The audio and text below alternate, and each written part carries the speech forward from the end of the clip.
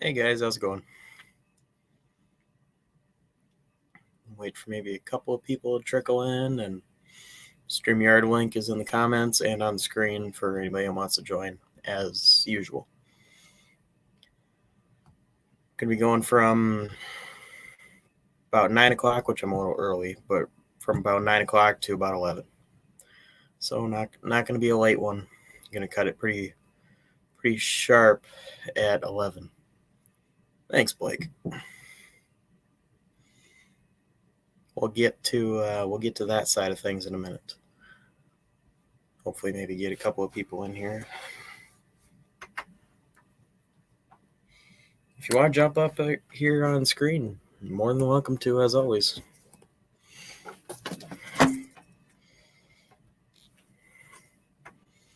A couple people coming in.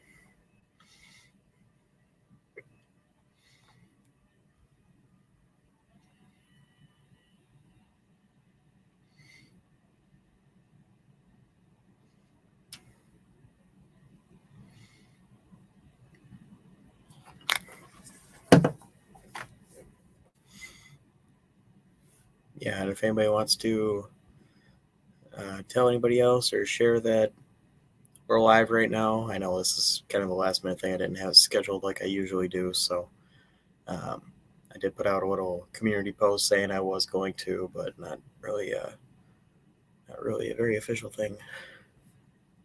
Brandon Peters, what state are y'all in? I'm in Minnesota. And Battery Productions, Blake, he's in Iowa. I don't know where Monster Rust, I think he's in, I don't remember exactly, I think Texas. Where are you from, Brandon? Let's see if we got some long distance people or if it's mostly local. But yeah, and like I said, if anybody wants to jump in on the StreamYard and share on the screen and stuff, we can. Hoping a couple more people maybe come in. I don't know if anybody else is doing a live right now. I could actually probably check. No, it doesn't look like anybody is. I don't think so. None of the people I'm subscribed to, at least. Yeah, no. So yeah, we should be able to get some. Hey, Adam, how's it going? Or who's your garage? Yeah, and if anybody wants to jump in, there's a StreamYard. If you scroll up in the comments, you can see it. Here in Indiana, yeah. Spring really gets on your nerves. I'm assuming it's windy there today as well. It's miserable here. I don't know, yeah.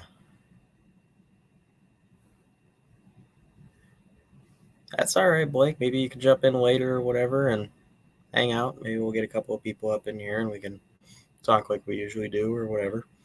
If you get around to it, cool. If not, that's cool. I know different people got stuff going on. Yeah, the wind really is going. It's ridiculous. Probably 30-mile-an-hour wind or so.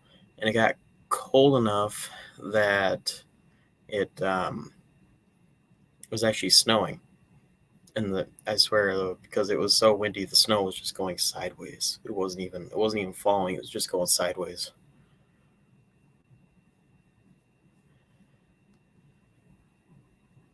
Yeah, it was cold enough to snow. It wasn't really raining. It was raining a couple days ago. But man, I just got back 2-3 days ago, whatever it was. It was really nice down in South Carolina. I'll tell you that. That was a lot of fun. That was 70 degrees, sunny, partly cloudy, sort of a thing. So that was really nice. It seems like once you get into Iowa and up in closer areas, it's just cold, especially right now, which is weird. I mean, we're in the middle of April. It shouldn't be cold. It should be mid-upper 50s, maybe into 60s. But yeah, a couple of things. Got a package in the mail today. I figure I'd show you guys some of the stuff. There will be some modifications done to it, but there's some like drink holder things, and the camera on my computer doesn't show it that well. But I don't know if you can see it different depths or whatever. But it was been working with a guy that actually Blake referred me to work with. I can't say that enough. And then there's this other. That's a purple one. I'm not gonna make purple ones. There's this one. That's going to be modified slightly. The lettering on this one is going to be the same as the other. So it's going to be the same lettering across all designs. That way it's consistent. And I'm still making final touches on some stuff. So it's going to be merch. It is going to be, I mean, I'm hoping to get everything finalized and released next week. I know we're going into the weekend here, so it'll be a little bit challenging. And I know they don't really work weekends, which is perfectly fine. I understand that completely. But as far as the koozies, I think I'm just going to do the same as I plan to do on the shirts, just gray and black. It's just simple that way. And moving forward, I'll probably redesign. And do a couple more designs and different stuff as we get further along with different things, different projects and such. So, but those are the two designs I have right now, and they will be on shirts and hoodies as well. And I'll get to that in a second. But one of them wearing right now, like I said, the lettering is going to change. But that sort of a thing, kind of a side view of the 66 Belvedere. So yeah, I mean, drink holders and stuff. It's pretty cool. It's been something I kind of wanted to do for a while, and if by all means, if anybody wants something like that, like I said, hopefully we'll be live to do stuff like that next week. But waiting on confirmation on that. And like I was saying, I'll probably do black and gray, just to kind of keep it simple. Yeah, there's a long sleeve hoodie, and I believe sizes go from small to 3X or 4X. I'd have to double check. For sure 3X. I don't know if it goes to 4X or not. And then black and gray are and it's really the brand. The brand is really good.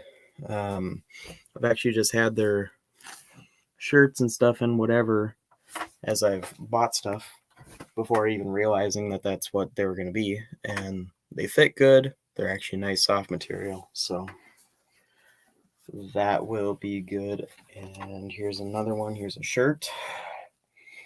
As I said, the lettering will change, but same design of the car and everything. Same as this. It'll just be the lettering like this. It's a little bit, I don't know, it's a little bit less aggressive, I guess you could say. Like this, it's got really kind of sharp and pointy edges, and I'm just not 100% fan of that. Moving on to next thing, some stickers and stuff like that. That's pretty cool. These are probably my favorite. Black and white, very simple. There's some compared to, I guess the only thing I can compare it to is compared to like a pop can here. You know, it's a little bit bigger than that. So we'll be doing that. And another one we'll be doing is the actual logo thing for the channel here. It says Ryan Barsness, it says Mopar No Car, it says Cheap Thrill on it. We will be doing that as well. as a circle style sticker, and those will be smaller and easier to deal with. And then the large sheet, it's kind of hard to see, and wrong way. Same thing with this one. We'll be changing the lettering, but same sort of design. This is the same as will be on the front of.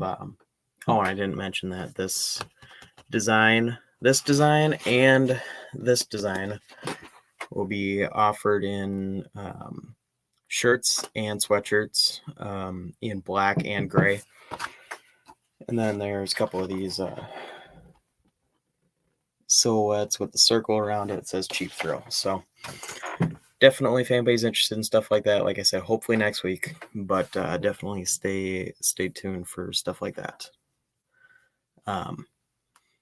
So yeah, that was kind of my little announcement thing. Then I'll throw up here in the chat the StreamYard link again if anybody wants anything or anything car related. Like call it car talk is what I just came up with. It's very simple. It probably sounds stupid, but anybody wants to talk about car stuff or No Name Nationals or anything like that, that's kind of the things that we're focusing on right now within the channel. But then if nobody wants to join, that's perfectly fine. Another update, and I'll be doing stuff on the channel about it soon, is well, first of all, back up a bit. I just got back from a huge parts run down to South Carolina and back. Me and my dad did that. Bought a huge load of parts. It was an entire pickup bed full with a topper all the way up to the roof.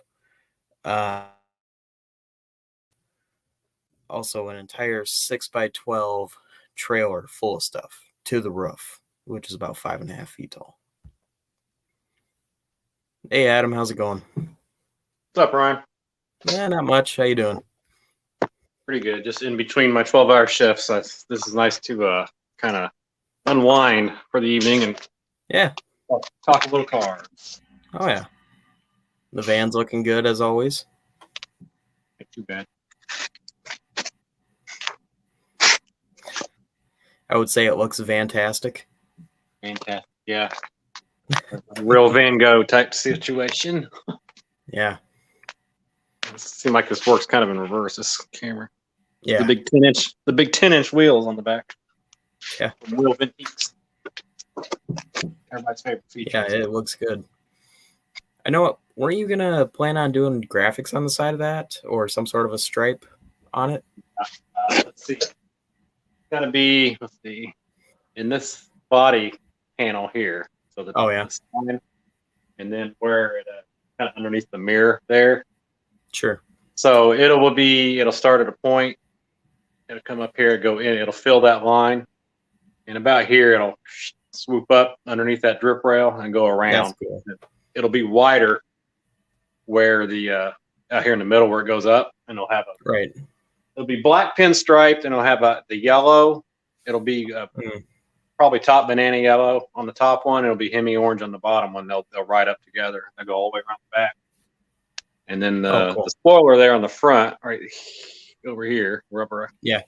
Hard to point at it. That spoiler, it'll get painted red in the same treatment. Only the tips of it will come up, so that it'll look like it's almost kind of trying to intersect with this one up here. So. Right. It'll be very fluid. That'll be cool. And then I'll have the Hoosier Garage logo up there. That'd be really cool. Rolling advertising. Yeah. Yeah, right. Somebody will be looking at that in traffic. Who's your garage? I wonder what that is. They'll look it up and bingo, subscriber. And if they're like some people that go, "What are your hours?" Right. It's like not a shop. Not an actual like garage shop. It's not like that. It's entertainment. Right. Why go to the moon when you can be a star, right? Right. You gonna get back to the Duster pretty soon? Yeah, I actually over here got kind of a mess going on. Right about there, we're doing wheel dollies. Mm-hmm. So the big V-shaped one, that's going to be a front K-frame section. That'll go. So you got your holes where the K-frame would bolt up.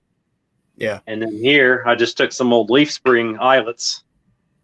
Right here, welded them into some of the same tube. Put plates on the bottom, 8-inch wheels, and then I'll have a cross piece, which will bridge these two together. I have to get another one, and I had to order some of the steel to complete the other side of this. But once I get that one, I could affix these to the car, and if they look tall, they are, because the Dustless Blaster, he said, if you can get that thing, the bottom of it, 3 feet off the ground, then he can get his equipment at the angle and get all the underside without using the ropes.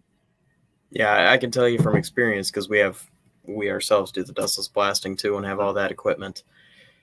It can be a pain to get in those low areas, and honestly, you know, that it's advertised as like the clean blasting, the stuff that makes the least amount of mess and whatever.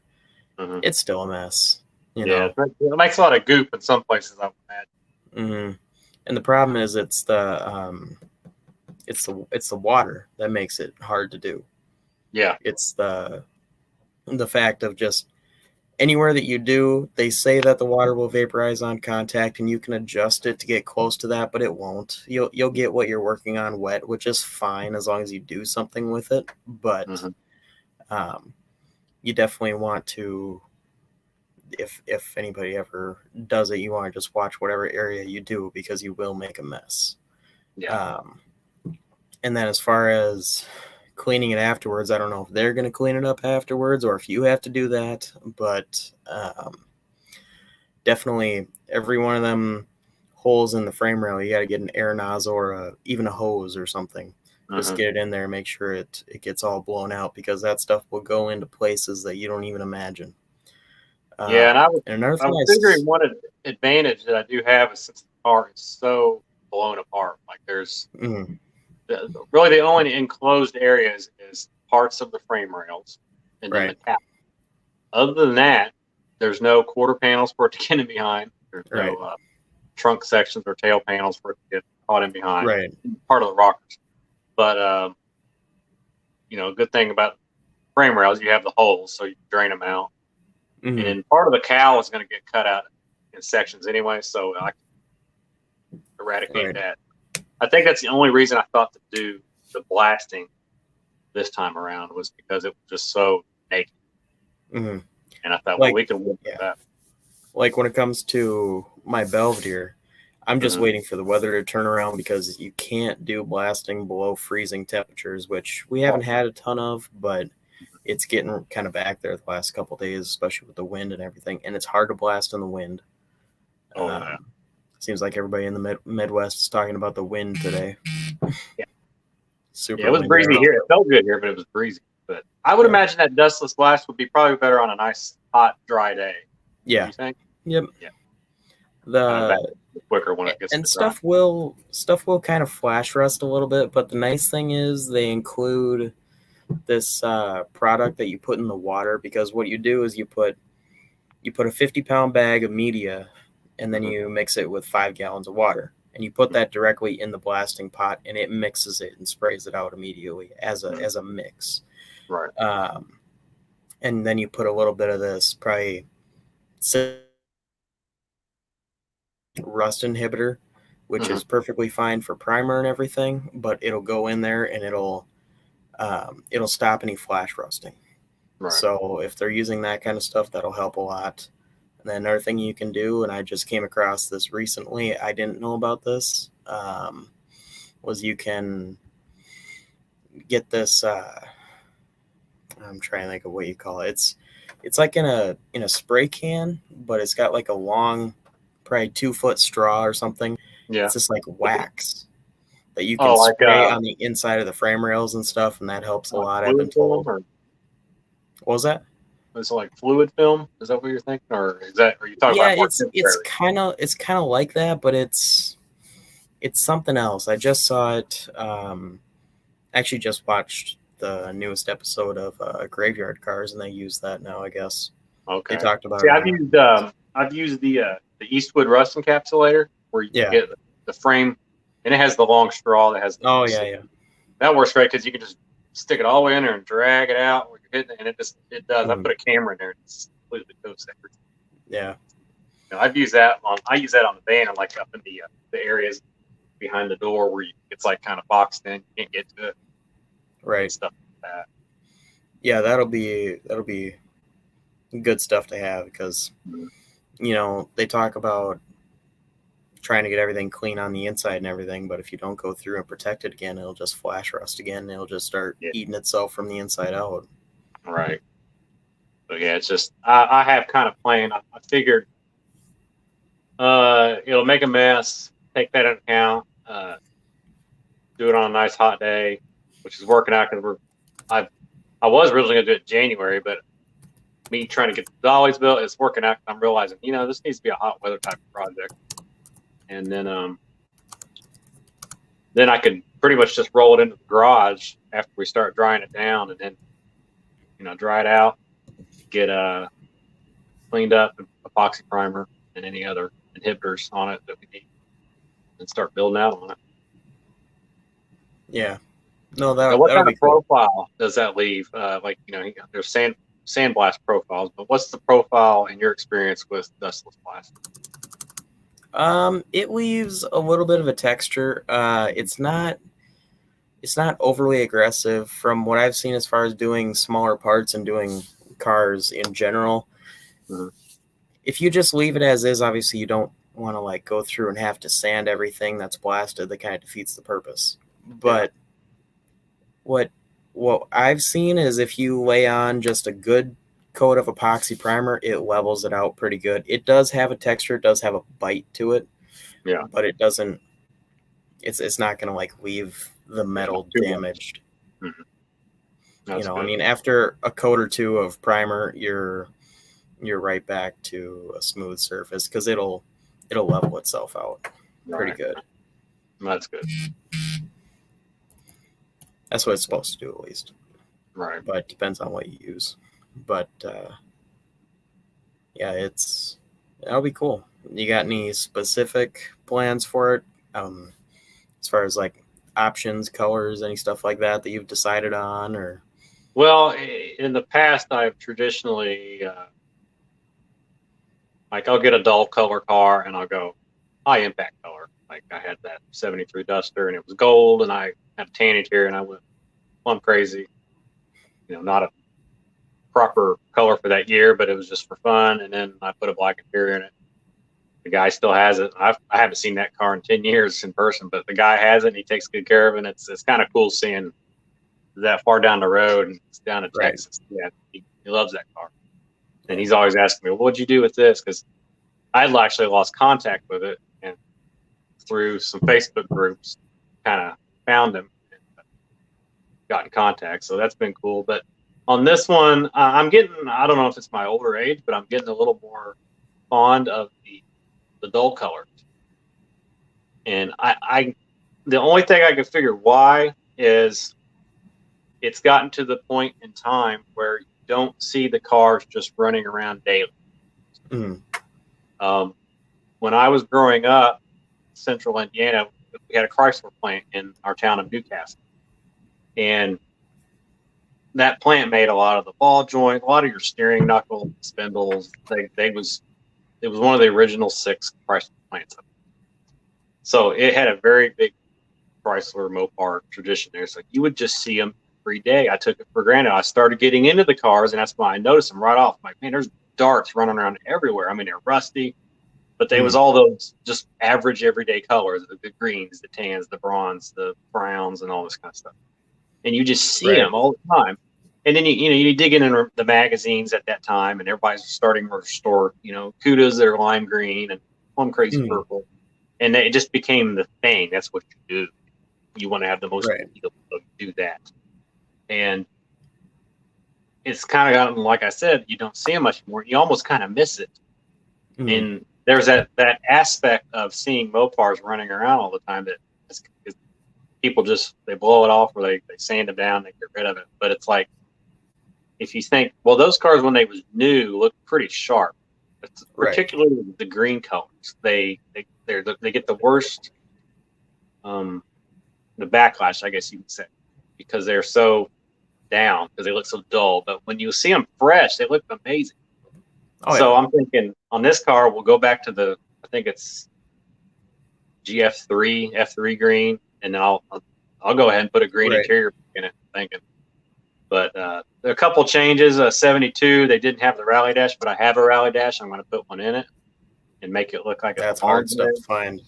Yeah, and I found one, and I found the I think Detroit. I think they're called Detroit Muscle Technologies. They make a really nice die cut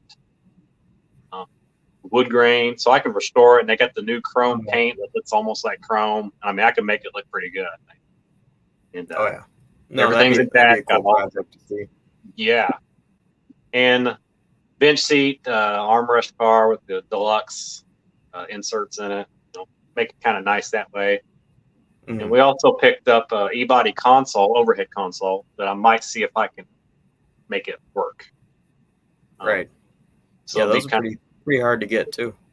Yeah, tough wheel, automatic. My friend Kyle, who I did the Mopar farm video with, he's got a 360 for me, a short block, so I might do aluminum heads on it. I got if you need rods, let me know. Oh yeah, exactly. And I got the 727 that came in the car. It was a van drivetrain that was in the car, and they installed it wrong. It was actually in there crooked and sideways. So I got to have that transmission, and I have the rear that I pulled from the junkyard. It's the 8 3/4 from the Monaco that I'm going to cut down. We're going to narrow it down to an A-body size. Get some axles. I've got chunks laying around. I can, economy gears if I have to. And got some slotted wheels. Might polish them up real sharp. Put them on. Big bolt pattern, spool mount. Yeah. Just make it like a 73 underneath, but 72 external. Any stripes or scoops or graphics? I might go a little different. Everybody always does the 340 or the twister stripe, right? Mm-hmm. I probably will do the one that goes right down the middle of the body. It kind of flares with the quarter panels. The gold dusters usually have. Right. I've got a white one. I might put that on it, and then just do the twister hood treatment, the black with the strobe stripes. Yeah. But just different, little. It looks like a plain Jane car from most angles, but then you see it have some scoops on it. Look kind of hot. So it kind of have best of both worlds. Have that. Do the graphics in matte black or something with that dollar. Yeah, I'm not real crazy about the real dull look on the black. So I might do like a semi-gloss. I kind of like semi-gloss because you get the nice qualities that you can put a nice sheen on it. Right. And it always looks fresh. It doesn't get real chalky. Mm-hmm. And, I like to drive them, but sometimes leave them out. Iron Horse said, Blake, what happened to your face? I'll answer that for him. He's copying Duddy. I got it. He looks like Duddy.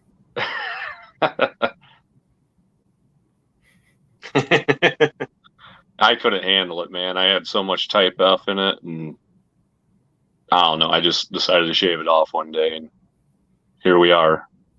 I thought I heard you both open the transportation fridge at the same time. Oh, yeah. That's what happened.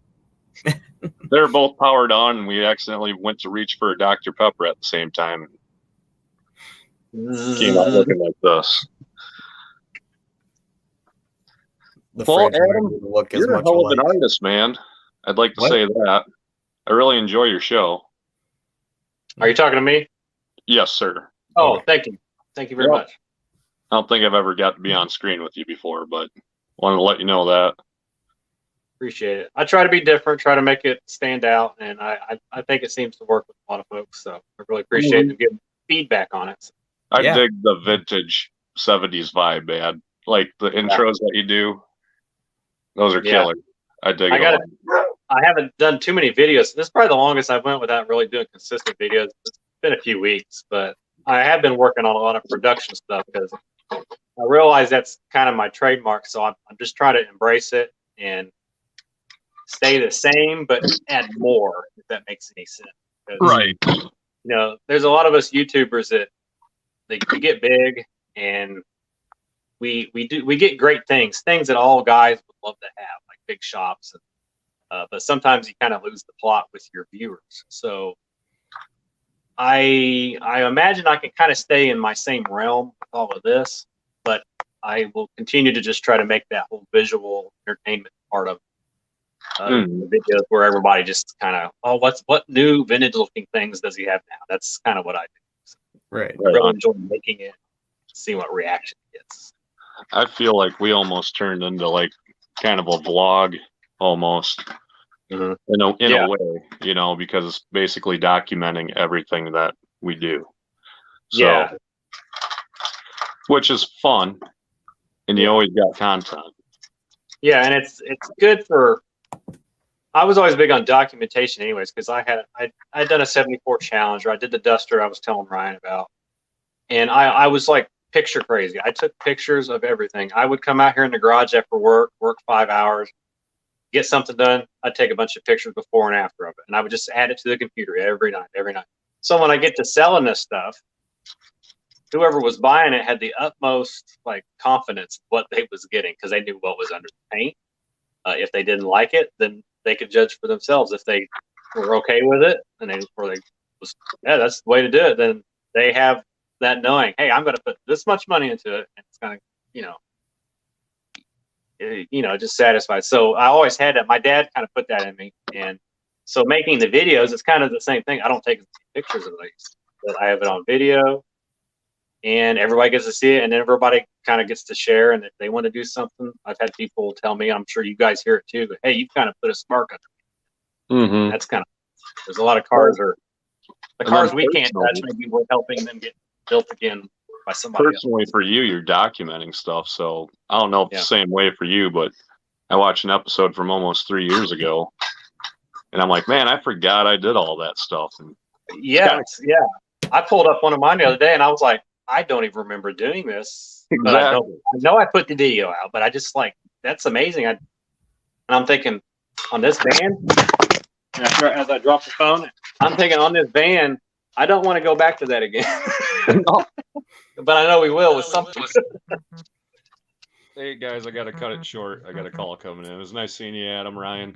Guys, everybody in chat, take it easy. Sorry. Yep. That was a good little chat. Because, looking 5, 10, whatever years go by, it's like you go back and you look through some of those old things, you're like, yeah, I kind of forgot I even did that. That was really cool. Mm-hmm. And the other thing that Jed, actually, Scott Speed Shop, Jed talks about in some of his stuff, it's preserving memories too. Mm-hmm. Memories of a time or memories of a project or whatever it be, Right. And 10, 20, 30 years, whatever goes by, there's record that this and this and this happened. You hear so many stories of people that say, oh, 20, 30, whatever years ago, I did this, this, and this. I built this, this, and this. And it's like, you believe them, and that's good, but it'd be really cool if you can actually go back and see it. Yeah, one of the big disappointments when you talk to the boomers, I guess you can just say boomers, no, not an insult, but just the boomer generation. No. Yeah, I had a popped up CUDA in 1977. It was all custom painted. Yeah, you got a picture of it? I might have one somewhere. And then if they do find it, it's like really blurry and it's like far away. And it's like they had all these good times with that car. This is all they have left other than their memory. It's like, right. We have like hours and hours and hours of this. And it's great because when we get older, or our kids or somebody or family look like they can see and like, wow, they can put it on the TV and it rolls for hours. It's that person doing what we talked about.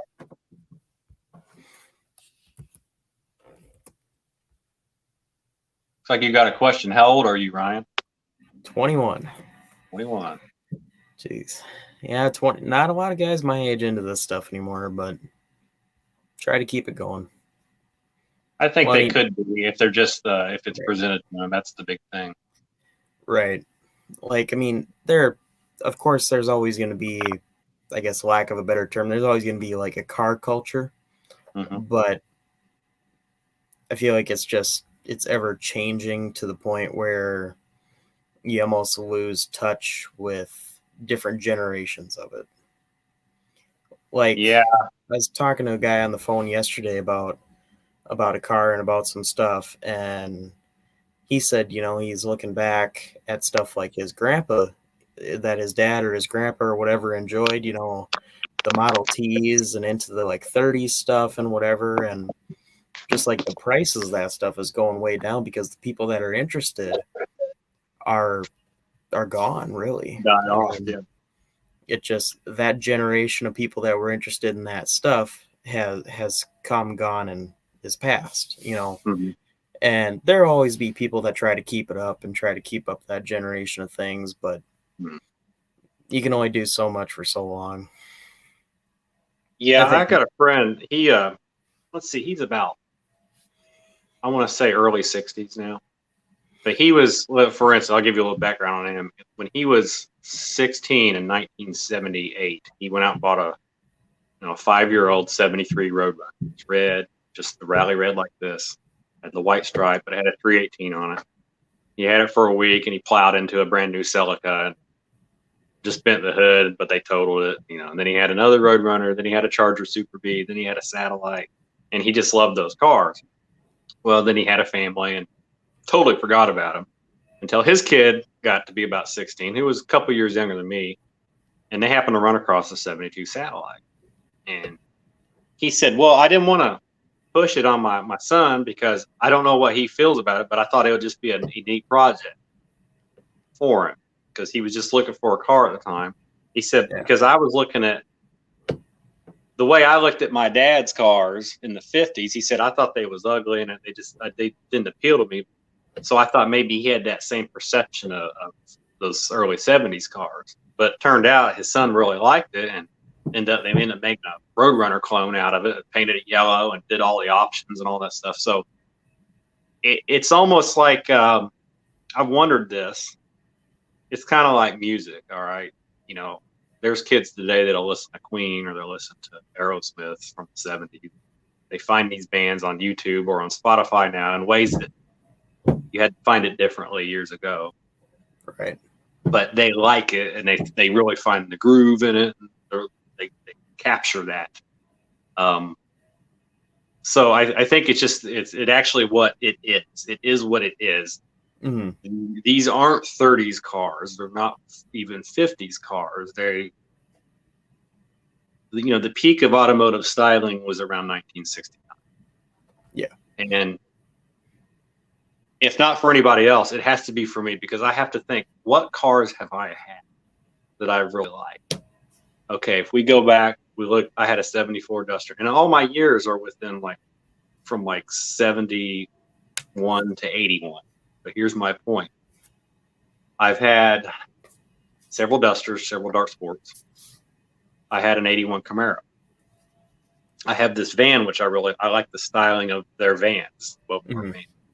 But when you think about it, when were all of those initially styled, created? The Duster was created in 1960. These vans were designed in late 1969, early 70s. The Camaro, the 81, even though it was an 81 initially, the second generations were styled in 1969. Right. So if you think of it that way, it's kind of funny. It's like that was the peak of when everything was not too cluttery. Mm-hmm. And not too little. It was just right out there where it just fit, because afterwards everything got really gaudy and tacky, Yeah,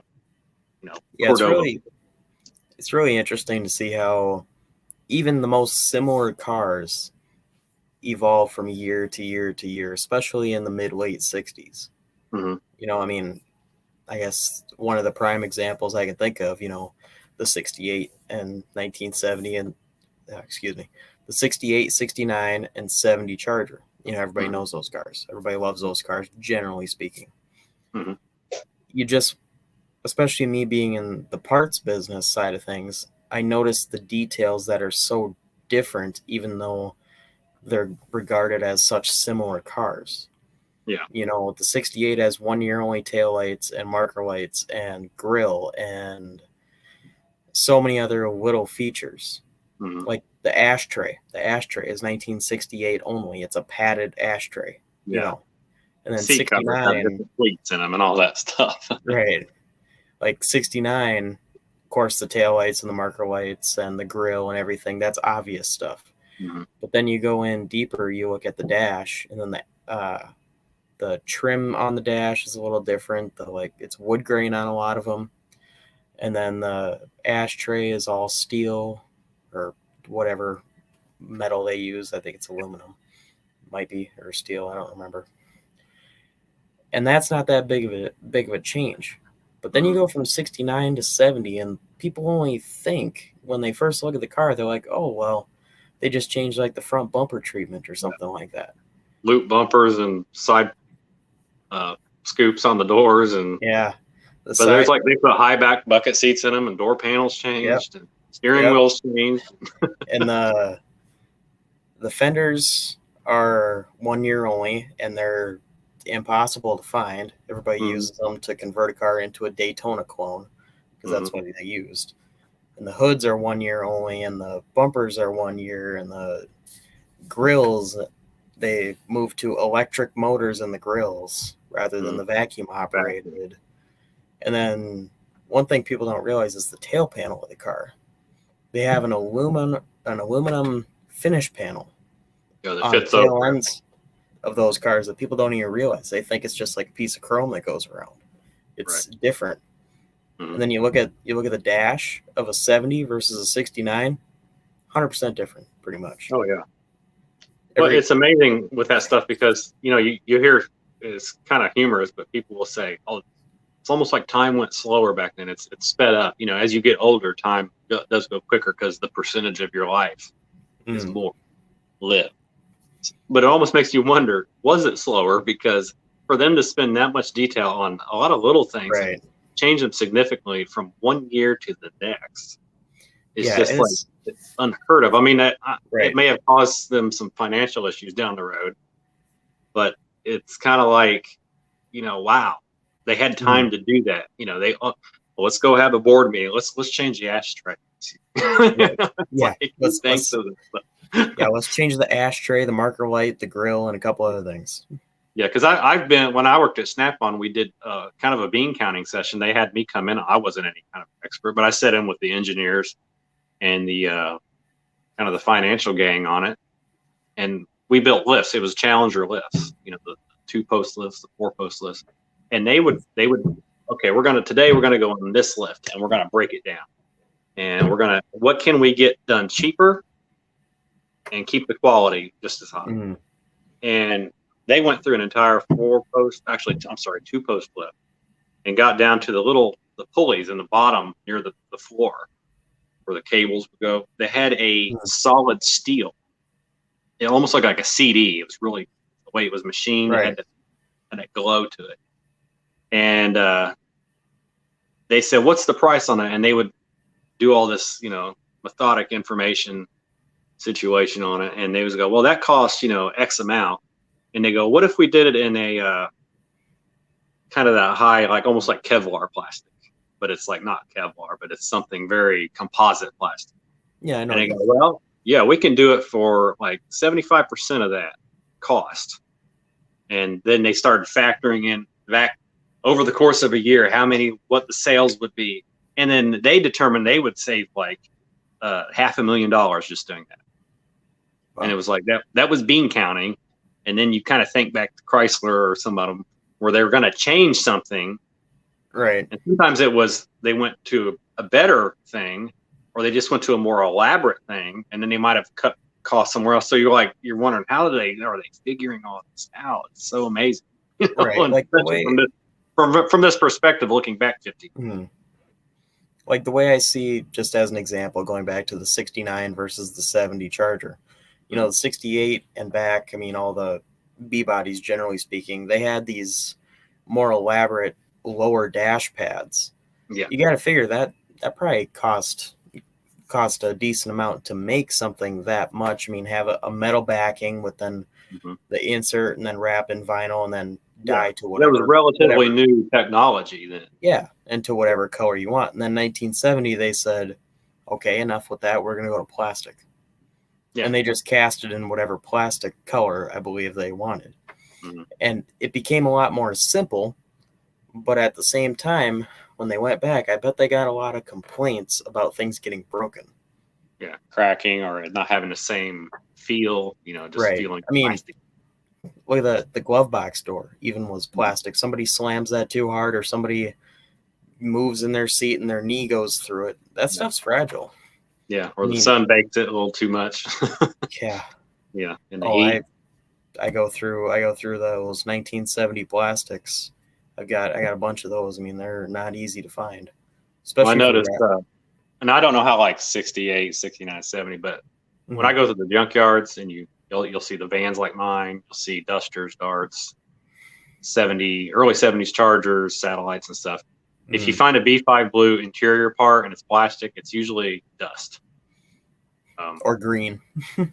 Yeah, and the green it's like the colors didn't hold up as well. But if you find, some cases tan or black, oddly, the black hold up better. It's weird. The white doesn't hold up at all. Yeah, I don't see that enough white to even comment on that because it's like I just don't see it. Like the stuff I initially started with was the 1971 through 1974 B bodies. I know a lot about those. I love those cars. That white interior, if it sits out in the sun, they got the plastic lower panels and the sail panels and the kick panels, all the same material. If you let that white or green or blue sit in the sun, it'll get chalky and it'll start to fall apart. Yeah, you can see stress cracks forming in it, then you just scratch it. Yeah, or write your name in it. When I had that 74 Challenger, they must have kept it in the garage a lot because it had the B5 blue panels. Now, it was 1974 B5. Now, maybe you're familiar. When you go from like 73 to 74, it goes from a metallic 73 to kind of a greenish teal tint almost in that blue, and it's solid. In the interior parts, yeah. Yeah, in the interior parts. And my door panels and my biggest fear, like at that time, this is 15, 16 years ago, I'm thinking, boy, if I get an E-body, I'm going to have to bite the bullet and buy door panels because everybody was crying about the door panels being, chalk and falling apart. Well, I got this car and it was up around Cleveland, and it had the best door panels I'd ever seen on an E-body. And I hadn't seen too many E-bodies. It had just a little chalking at the top along where the chrome trim would be. Right, where the trim was the yeah, and it was mostly just kind of faded from like kind of off looking. So I got they had the right color Mo paint. And I re-dyed them. Oh, they look beautiful. And my front and rears, and everybody's like, "Man, where'd you get the door panels?" I'm like, "They came on the car when it was new." And he's like, "Well, they look good," and it was nice because it's one thing I didn't have to choke on was those door panels. Yeah, from what I've seen, and it could just be my experience. I mean, other people have different experiences, of course, but from what I've seen, the E-body stuff, the Challenger and Cuda stuff is not nearly as bad as the B-body stuff of the same generation. As far as the plastic, wonder because maybe the mass production of it there was more, so they had to. It's a different material. Is it? Yeah, that's probably what it is. Yeah, it's a different material than the B-bodies. I don't know why they did that, but they actually did make a different material from what I know. And apparently, I don't know where I heard this, and I'm not going to claim it's true, but I heard somewhere that in some parts of the country there's a little bug or like something like a bed bug or something that eats that material. Really? Yeah. So I guess some parts of the country are really bad because they get like chewed up. Now, I'm not going to claim that's true. I just heard that somewhere, but it'd be interesting either way on that. Yeah, that would be kind of interesting. Well, I've noticed on A-body stuff, and I would imagine you probably run across on early B to late B. Like, if I get early A-body A-pillar moldings, they're really like stiff, really hard. Use a different plastic. But if you get later, they're more flexible. But the funny thing about that, if you have like a B5 blue and you go to twist it, it just goes. It just kind of like sheds a layer. Yeah, it just sheds a little layer, and you're like, oh no. Yeah. Let me spray lacquer on it so it like contains it, I will say one of the better A-body parts I've run across as far as quality and not breaking down as much, the consoles. The consoles are a thick material. I don't know. Well, they're fiberglass, the bodies, and they use that chrome plated, like some kind of I don't want to say pot metal. Maybe it is pot metal, but I had one time, and it was like, man, this thing's solid. The top plates, they get pitted and they kind of go wherever, just like everything else. The same top plates as like a B body, like an earlier B body or whatever. But the material of the console plastic, it's not plastic, but the like fiberglass plastic style body, that stuff is tough. They way over engineered that. I wish they would do that to the B body and E body consoles. Yeah, because when I had the Challenger, I put the console in it. Yeah, and it was just like always squeaking, and it didn't line up right, even no matter how much leveling you did to try to level it to the console or the shifter pad. It was just so close, and that little one piece alongside of it would always break. Yep, that little right to the left of the shifter. Yeah, it always split right, almost kind of off center, and but yeah, those A-body consoles, they had that like real, and somebody told me if it's anything like what the Vans used on the motor cover, it looks almost like concrete if it breaks, but it looks like more fiberglass. So it's like some kind of a weird, combination. Some sort of fiberglass related combination. Yeah, some kind of a different composite. But what's interesting, and this is even on the Vans, okay? This is a 72, so this is like the second year of this production of the B series van.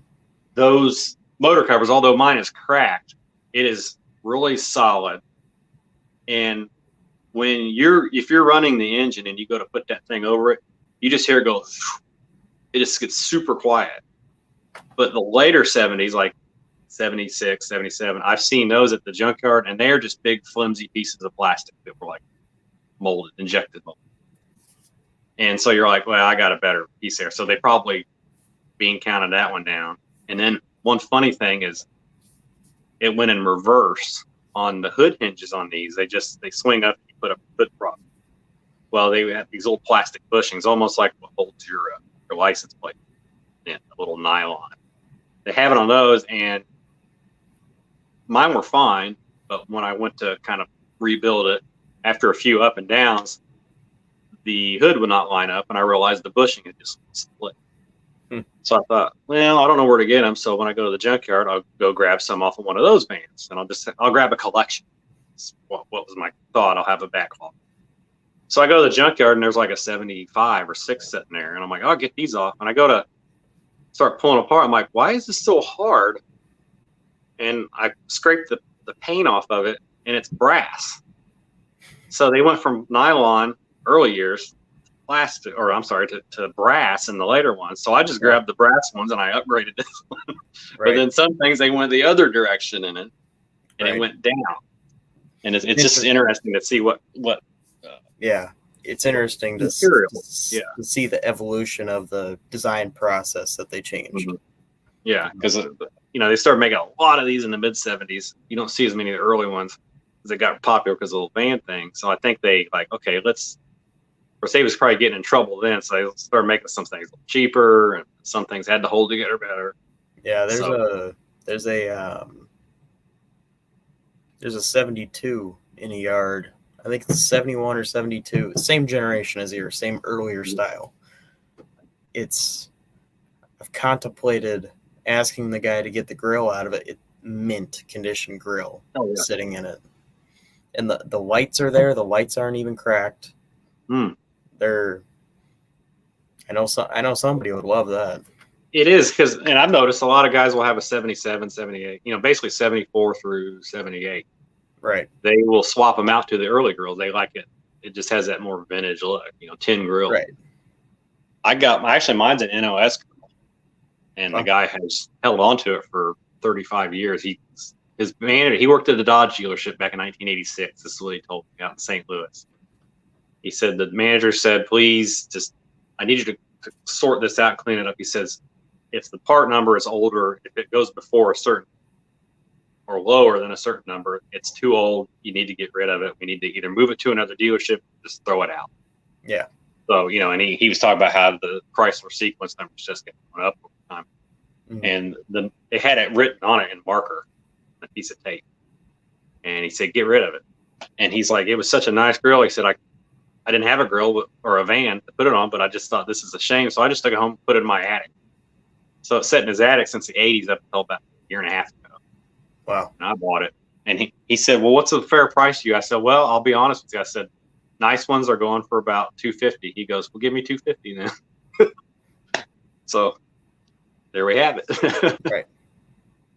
Yeah, those are, I mean, I'll admit, I'm not super big into the vans, but it's a nice looking grill, and it's a nice looking overall, I mean, the whole vehicle, you know. Yeah. I mean, they're definitely not any of the cars, and I was never into anything more than a car up till a couple years ago, until I had some ideas and I thought, let's just go with it. So I went and found this one. And of course you learn a lot, do all this sort of stuff. But at the same time, I want to get back into the cars too. I want to get the Duster, and we've got a 71 Charger I'm really anxious to look at. Mm-hmm. So we'll find out about that, because I've never had a B body. I'd like to get a B body, because I've had an A, I've had a bunch of A's, and I've had an E. I'd like to have a B body. You'll see a lot of similarities between your E bodies and your 71, 72 B bodies. From the front cowling forward, I do know that they're the same. Yeah, the firewall is different, but a little bit different, because when my friend had the 72 Satellite, and I had the hood hinges are the same. Yeah, I had the 74 Challenger, and we would park them side by side, and I told them that. I said, they're very similar up here, and they got to look and they go, wow, that's cool. And they was like, well, why'd they do that? I said, save money, and why change it when it worked? You know, you wanted long fenders on these cars, so just change the fenders and change some of the other stuff, and you got another car. Guys asking, do you think the repop version of the Shark Tooth grill is worth buying for my Duster? That's a good question. I'd like to know that. Yeah, I haven't had any experience with the repop grill market itself. They look nice from a distance. Yeah, as far as finding an original, it's a very, very hard thing to do. I've only ever, in the thousands of parts that I've ran through, I've only ever encountered one, and I didn't even buy it because I couldn't buy it. The guy wanted a lot of money. As far as reproduction, I guess, honestly, I would just do any kind of research or look at any kind of reviews on the company. I myself have never run across, I didn't know they made them. I honestly didn't know that they reproduced them. Well, my issue with them, I would have one right now, even though I haven't seen one up close. I've kind of seen them at a show. They look good. Mm-hmm. But really up close, I haven't had a chance. And I don't have anything to compare to, because I haven't seen too many originals either. Right. But my only issue is that when you look at the grills, what are they like? $600 by themselves? Something like that, yeah. But they don't even give you the covers for the marker lights that match the rest of the grill. So you have to buy it for like another $200 something. And it's like, you know, you would think if it was a $75 pair, it would make all kinds of, we'll pay another $70, but it's like a few $100 more just for these little. Right. And it just makes you like not want to buy it. And I'm just thinking, I understand a little bit about plastic injection molding. I used to work in it a little bit. I just think that you would make more sales if you included them in. If you had a reasonable price add-on. Even if you added another $50 to $75 to the price of just the grill with those included, your sales would make it legitimate to make more of them, and people would buy them, because it makes more sense. But they do that for a reason, and just to kind of mess with people, it seems. He says, I can get the center section of it for $500. The outer section from my original 70 grill, you can get the whole thing for $1,200. Yeah. Wow. And when you pay over $1,000 for something you stick on the front of your car and you go 70 miles down the road, and 70 miles an hour, a bird flies in front of you. Yeah, you just feel like it's so vulnerable, and your money's just throwing it out windshield, because it's like, make it for a few $100. Right. And especially, especially starting in late 60s and they made all the grills out of plastic, generally speaking. Obviously your van is that tin. Yeah, they was getting away from the tin like they did in the mid 60s. That's kind of when they phased out tin grills on cars. Yeah, the 68 and 69 Roadrunners and Cornettes had the metal in the grills, but 70 they went to plastic on everything, and it just, it's great. They cut cost and probably cut a little bit of weight off the front end of the car, but at the same time, slide a piece of aluminum in there and go bam, and there it is, and they trim it out. On the line it goes. Right. Put a little paint on it, and you're good. Now the plastic, that's a different story. Oh yeah, you got to have all kinds of those brackets with either with the captured nuts or with the kind of little plastic that you screw into. You know what I mean? Yep. The little white little circles. Yeah, little nylon nuts or bezels, or what they call them. Oh, there's a funny thing on this van, and we talk about materials. The dash frames are like the cars. They're metal frame. They bolt in. Windshield covers them like pre-70 and back cars and A bodies. And then the gauge cluster is aluminum on the early ones. The later ones, they went to plastic again. But the early ones, they went to aluminum. And I've seen guys polish them to like chrome. But what's funny is I'm losing my train of thought. There's these little nuts, those little white nylon nuts, and they don't make them. And it was just a little block. It had a hole in it. You run your screw through it, and it would hold the bezel in there. Well, one of mine had just disintegrated. I ran the screw in there, it split apart again, split apart, just fell all over the floor. And I'm like, oh, crap, I don't want to put a clip. So I went to the O'Reilly's down the street and was looking for something close. And it turned out something worked perfectly, was a little bit snugger, but it was a Kia brand clip. And it looked just like the Dodge. And I thought, I'm going to try it. I took it home and it went, snapped right in there. I ran my screw in it and it was perfect. I was like, that's impressive. Kias have a use after all. Right. Oh, that's cool. Yeah. Yeah, those dashes, those B-body dashes have some similarities to an E-body, but an E-body dash is... Oh, they look like weird when you take them apart. They just look like a big bunch of boxes stuck together. It just looks like a skeleton, really. Yeah. Like an A-body and an early D looks like what it almost looks like it does when it's done. Right. Most of the shape's already there, And the VIN is on the dash pad of an E-body. Yep. Yeah, because I had to get a dash pad. I actually found a used one. I got lucky with that car. I found a dash pad for that car out of Canada for $150, and it had just a little crack. Couldn't even see it. And I got it, and I had to remove the rivets and then transfer them over to the other one. Kind of epoxy it in while trying to make the rivets kind of reattach, and it worked. Right. It was different because it wasn't on the metal frame like the other. Right, yeah. Yeah, I agree. The 70 looks a lot. 70 and 71 look a lot better with that shark tooth grill. Mm-hmm. They look good with the normal ones too, though. The normal ones look good if everything's if you do a fresh black on the middle of it and you put the argent around it. Now, a lot of the 72s had a dull gray, and it just makes them look dusty and dirty. Right. I just got two pretty nice 70, 71 grills. Mm-hmm. I also just got a 70, 71 Dart or Demon grill and a couple of 72s. Oh, yeah. Yeah, the 72 went horizontal. The other one went. It's all horizontal with the square parking lights. Right. Yeah. And they're all right. And then I got a bunch of 73 73, 74s. Oh yeah, I saw those. Yeah. Yeah. I always when I had a 73, I had a couple 73 Dark Sports.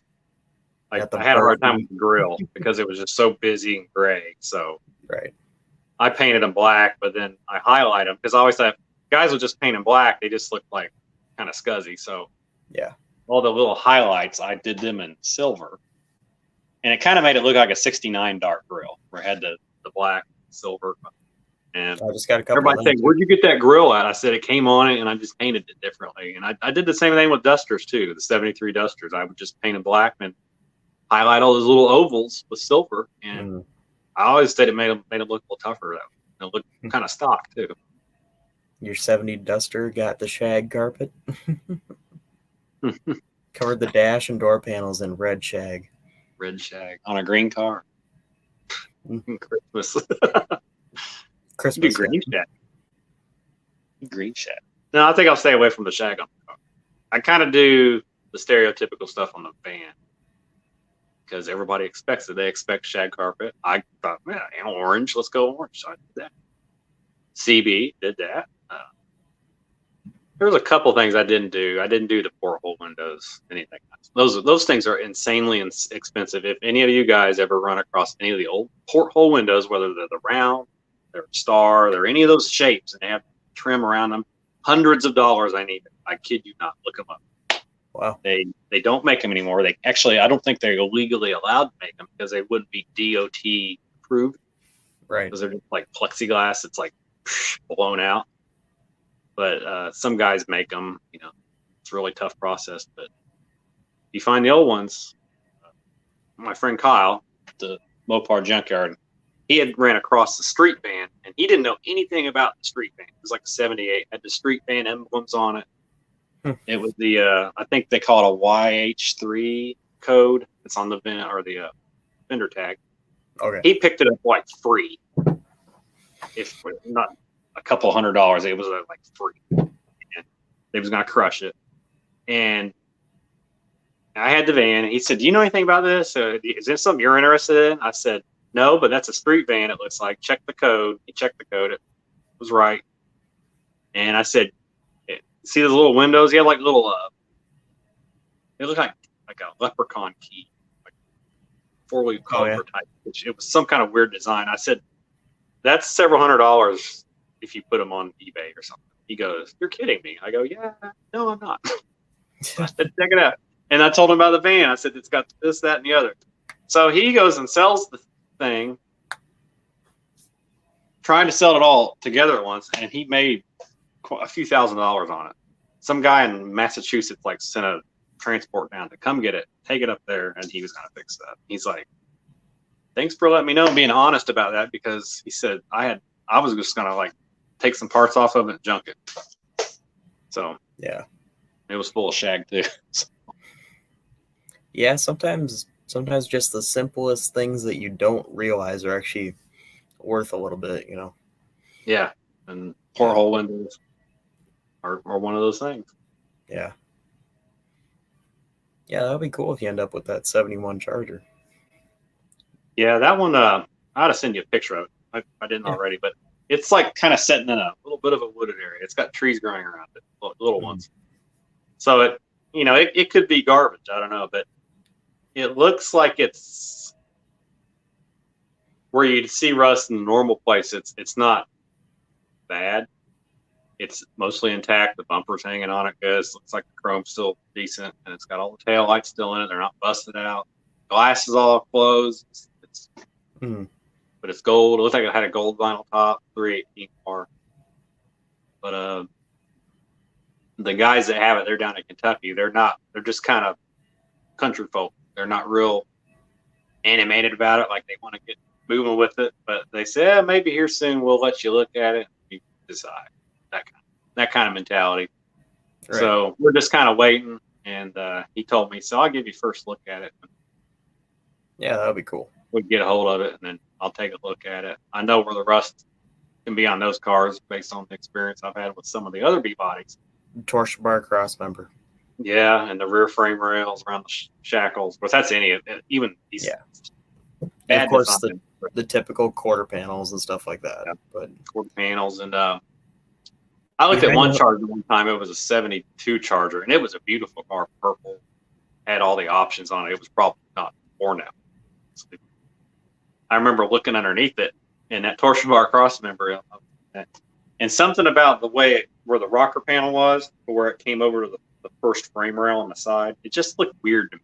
And I remember I stuck my hand up there, and I just squeezed it, and it just completely disintegrated. It was all running on my hand. And I'm like, yeah, that ain't yeah, no. And I don't know if it was just there because I was over there beating on the other part of it. I'm like, it's solid there. Why did it rot so bad right in this little section that big? Right on the ends where they touch the rockers and right underneath the torsion bars. Yeah, that's where it was, right next to the rockers. I was like, that's unusual. That's where it's bad on my car. Is it? I guess it. I mean, looking back at it now, it's like, it scared me to death. But now I'm like, yeah, we'll fix it in a night. Right. If it ain't just thin everywhere. Rocky here says he'll have $2,500 in just his grill and his TTI big block headers for his Duster. Yeah, and I feel his pain on that. Of course, anything else big block, it's you're gonna have to modify it or pay big money for it, make it fit. I got a ton of big block stuff. Mm-hmm. Speaking of big block stuff, I just got that 7440 dugout of the trailer. That turned out to be something pretty cool.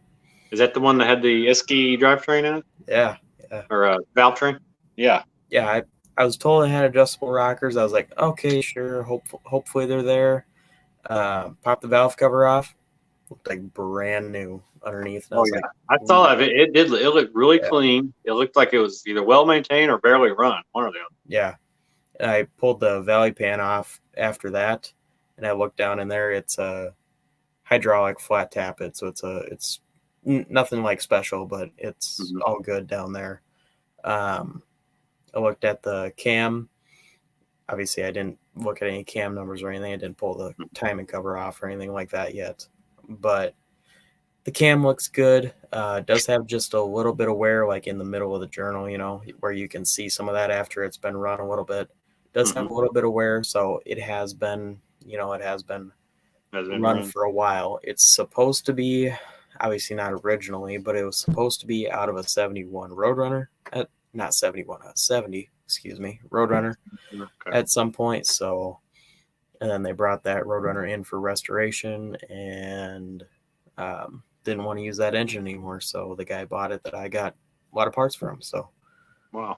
He said he thought it was a pretty good built 440, and sure enough, at one time it had an aluminum tunnel ram on it. It's got the ISKI valve train, the rockers and stuff like that. So that's pretty cool. It's definitely that's definitely like Rocky said. That's a really good find. Yeah, no, I'm happy with that. You tend to find a lot of smaller big blocks when you do find them, or you find obsolete big blocks like 361s or right, some smashed out 400, just stuff like that. Right. But that sounds like it was a good show there. Mopar Den said that 71 Charger seems to get that love it or hate it response. I always liked the 71, 72 Chargers and wouldn't hesitate in picking up one of those if the opportunity arose. Well, that style Charger is a very bold style, especially the window. It's very I'm gonna eat your children kind of. So especially when you set them up on the right wheels and tires, they really look that way. So. Well, I mean, I had that 73 for a while, and the styling is very similar. People don't realize the quarters are actually different. Oh, they're a lot different, actually. Yeah. Yeah. I mean, the wheel opening. The wheel opening is what I meant. People don't realize that it's bigger on a 73. It's as if they took about a 1-inch radius and enlarged it. And I think that even if some people may not know that consciously, if you look at a 71, you might kind of confuse that window swooping up real tight like that and having more real estate there. But really, when you look down around the wheel, it does seem like there's a little bit more metal there. That's just I always kind of thought it just seems like there's more metal than. And then somebody told me that a long time ago, and then you mentioned it a while back. I'm like, yeah, that's right. There is, and I was looking at Kyle's. He had a couple sitting there next to each other, and I was looking at him, and I was like comparing where the body lines were on. I'm like, yeah, it's different. Yeah, it's about a 1 inch radius or so. I mean, give or take a little bit. I don't know exactly, but yeah, Mopar Nut 62 probably knows the exact measurement. Probably holding the measurement right now. It's exactly. Yeah. I'm surprised he's not in here. He's in all my lives usually. Oh, yeah. Maybe he'll jump in later. We might run each other off. No, I've always liked those Coke bottle chargers because they have such aggressive looking lines on them, especially for when I was younger, when you would just perceive it as, old cars. When you see old cars, they're usually some old Oldsmobile and they got real flat lines on them, and you just blah. But you see these chargers, they're just and they got underneath, they're like that. And I ran across one. I was like 17. No, I was like 16. Down here in New Albany, and it was a cold day. It was sitting on a buy here, pay here lot. It was gold, had a white half vinyl top on it. Had the Aztec gold interior in it, so I had like flowers or whatever on the seats. But somebody put NASCAR black wheels on it with the yellow good years on them, and put some side exhaust on it. And it was probably just like a 318, who knows? But I got home and called. And the guy's like, we don't discuss prices over the phone. And I'm like, my dad's like, you're not going to mess with them anyways because they'll scam you. And I ended up seeing the car a couple times driving around, and I never saw it again. So I always wonder what happened. Yeah. There's like, I like the hideaway headlights in those. They look really nice. Mm-hmm. But even just the normal grills, I like the normal ones. Yeah, they the grill shape on them, and they just look good. Oh yeah, it's a overall really nice looking car, and I really like the 73, 74, the side stripe, the rally stripe. Oh yeah, it really kind of enhances the reflective stripe on some of them. Yeah, the one on mine was black. It's like kind of more narrow at the front, and at the fender it gets a little bit wider. And then at the door, it's a little narrow. It follows those body lines all the way down. And so in the doors, they can scoop in and they get big again. It follows those outer body lines. It's really nice. It kind of enhances it. Yeah, it does. Yeah. And a lot of guys go back and forth on, and I know it wasn't an option in 73, but on like front spoilers and rear spoilers on those cars. I really like them. If it wasn't for the fact that car was one of 26 440 cars, I probably would have put front and rear spoiler on it and redid the stripe and put a black top on it and just made it kind of right again. Right. But I really don't like the vinyl tops on those cars, on the 73, 74, because they got that like 1.5 gap. Oh, yeah, they do gap. They're kind of like the Plymouths. They had a gap too. Oh, that just... Like, if it would go all the way to the drip rail, like a 71 or something like that, that'd be fine. But when it's got that gap, and it just looks weird to me. Yeah, they was trying to either get it off that drip rail for rust, or they was just trying to be different. Right. They got to change something every year. Yeah. Well, Ryan, I'm about ready to get really low on battery. Plus, I need to go to bed and get up at 6:30. But it's nice talking to you. Yeah, no problem. Definitely. We'll jump on here again when you have another one, all right? Yeah, definitely. We'll do it again. But yeah, definitely have a good night, and I'll talk to you soon. Yeah. Take care, everybody. All right.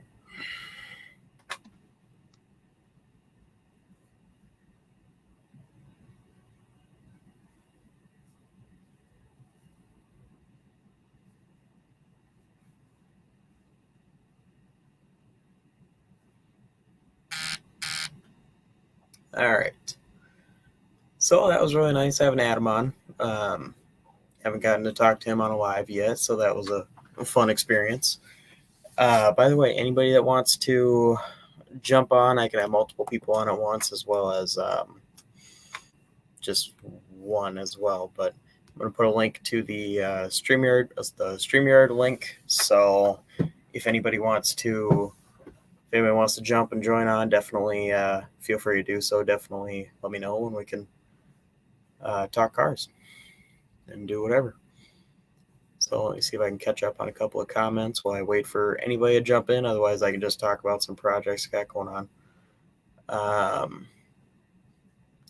Ryan, did you end up moving the black Cuda yet?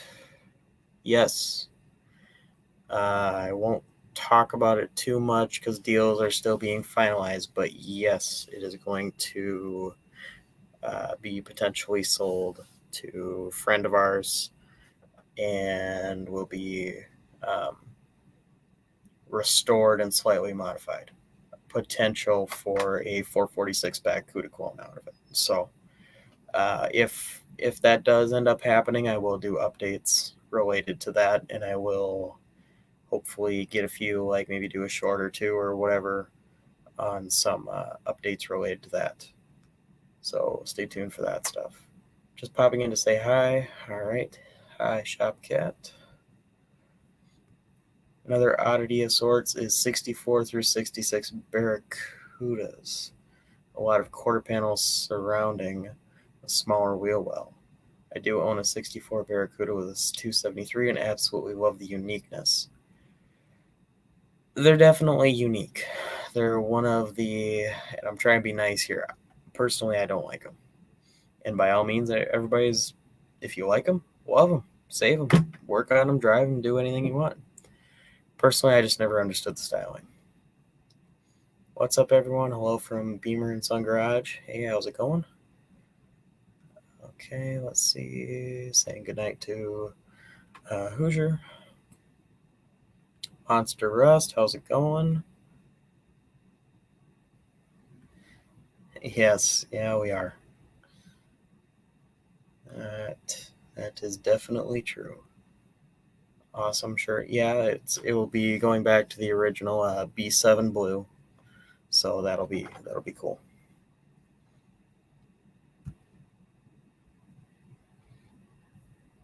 Beamer and Sun, hello. I don't know if you can hear me or not. It looks like we're getting some loading or some sort of interference. We'll definitely let me know if you can hear me or whatever. If it takes you a minute to jump in, that's fine too. I'm going to drop you off the screen just for a minute and just put a thing in the comments or whatever whenever your thing loads. It looks like you're having trouble loading. And I'll see in the corner of my screen once you get loaded. So apologize for the complications there. Well, it looks like you're good now. Hey, how's it going? Can you hear me, or are you having audio difficulties? Let me know in the comments or something if you can hear me or anything. If anything's all right, if anything's going wrong or anything, definitely let me know. Let me know if there's anything I need to do to fix anything like that. But yeah, while we're waiting for any loading or interference or whatever's going on, what scoop do you think looks best on the 70 Duster? I would, it depends on if you want to use something factory or not. A lot of guys do the 6-pack scoop that you can either bolt on or you can fiberglass on or whatever. And I think that looks all right on them. They're not my favorite. If you watch Scott's Speed Shop, Jed Scott, he's got a 70 Duster and he just got a hood with a built-in scoop, and that looks pretty cool too. It's kind of an interesting look to it. But personally, I would do the dual scoops, the two that are kind of offset. They're the same ones that they used on like the Super Bs, stuff like that. Monster Rust, Frank, can you check out the 74 Duster I put? Is that on YouTube? Dust Devil, how's it going? Let me know if you want to jump in here. I'll be happy to have you anytime.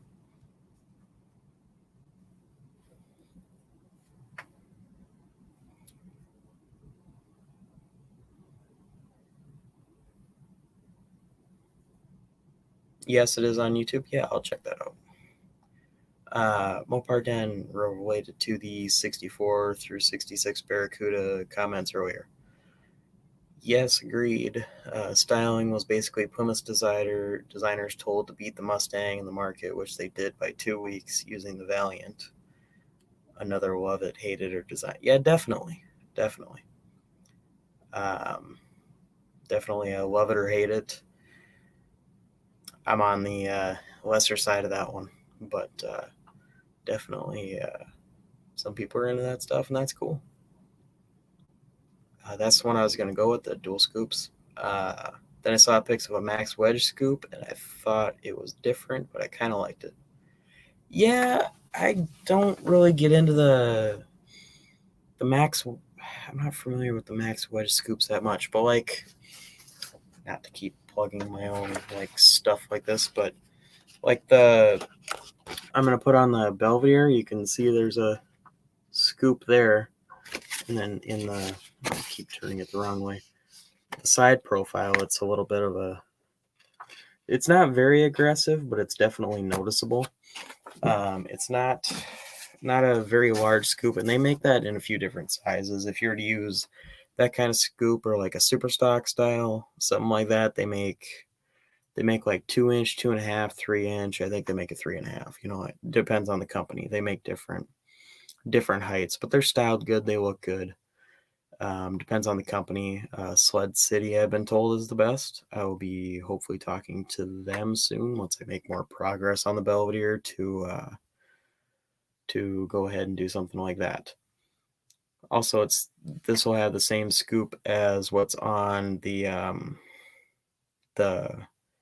if you watch any Bigfoots and Mopar stuff, the Jack Pine Savage, it's the same thing because it's the 66 through 67 super stock.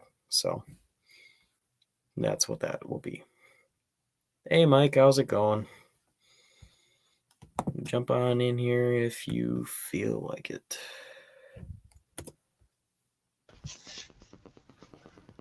Hey, what's up? Working on the Duster? Oh, yeah. Body work. I hate body work. I wish I could do it. I wish I was rich. Yeah. Just don't let the Bondo dry all the way.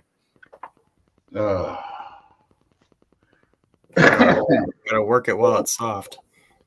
Yeah. That's what they say.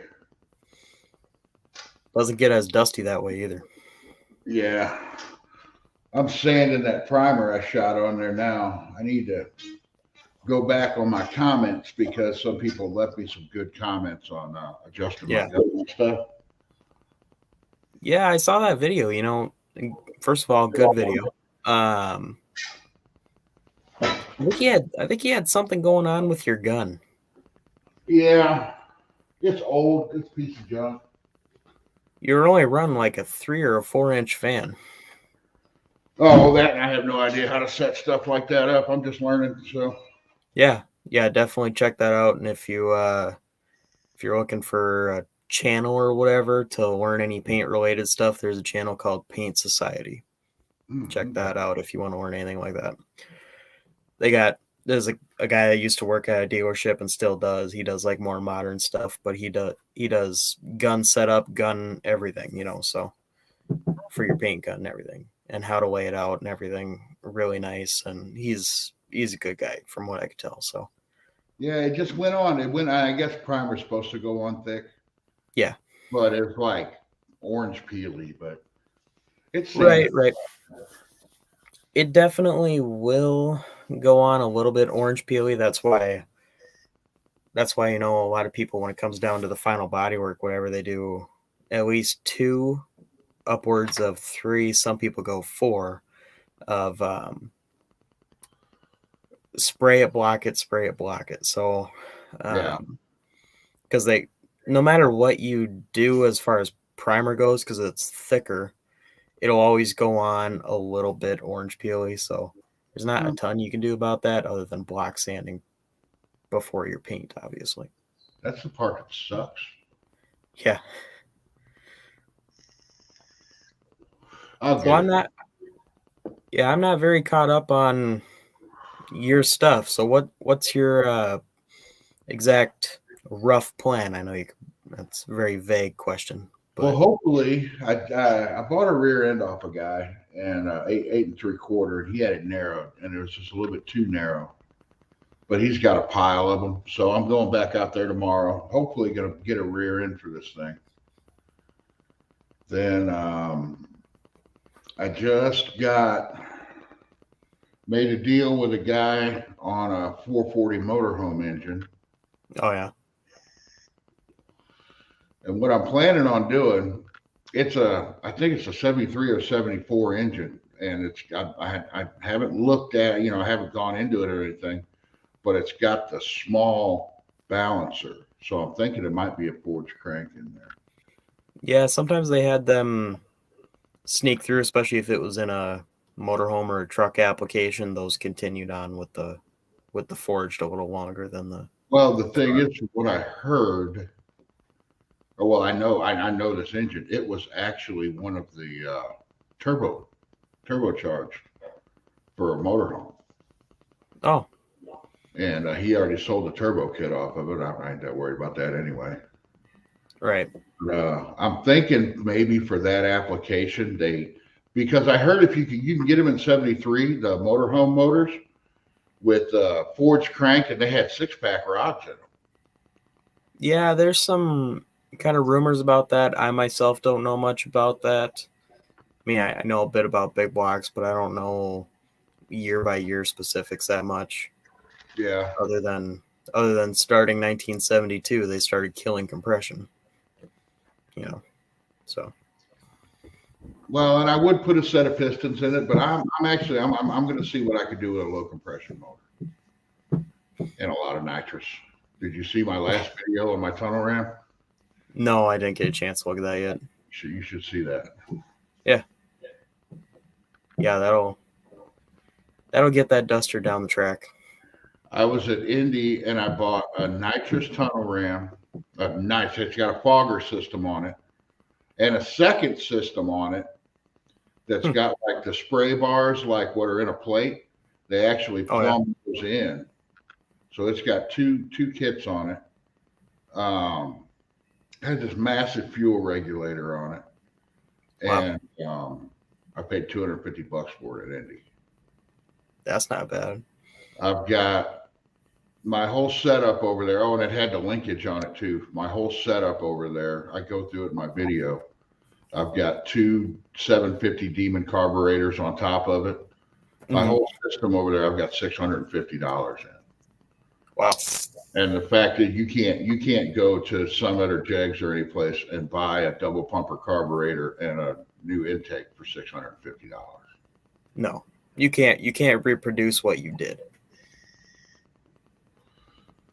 Well, you can reproduce it if you go and buy. All right. I mean brand new components. Oh no, I don't even want to know what that costs. What that system would cost new.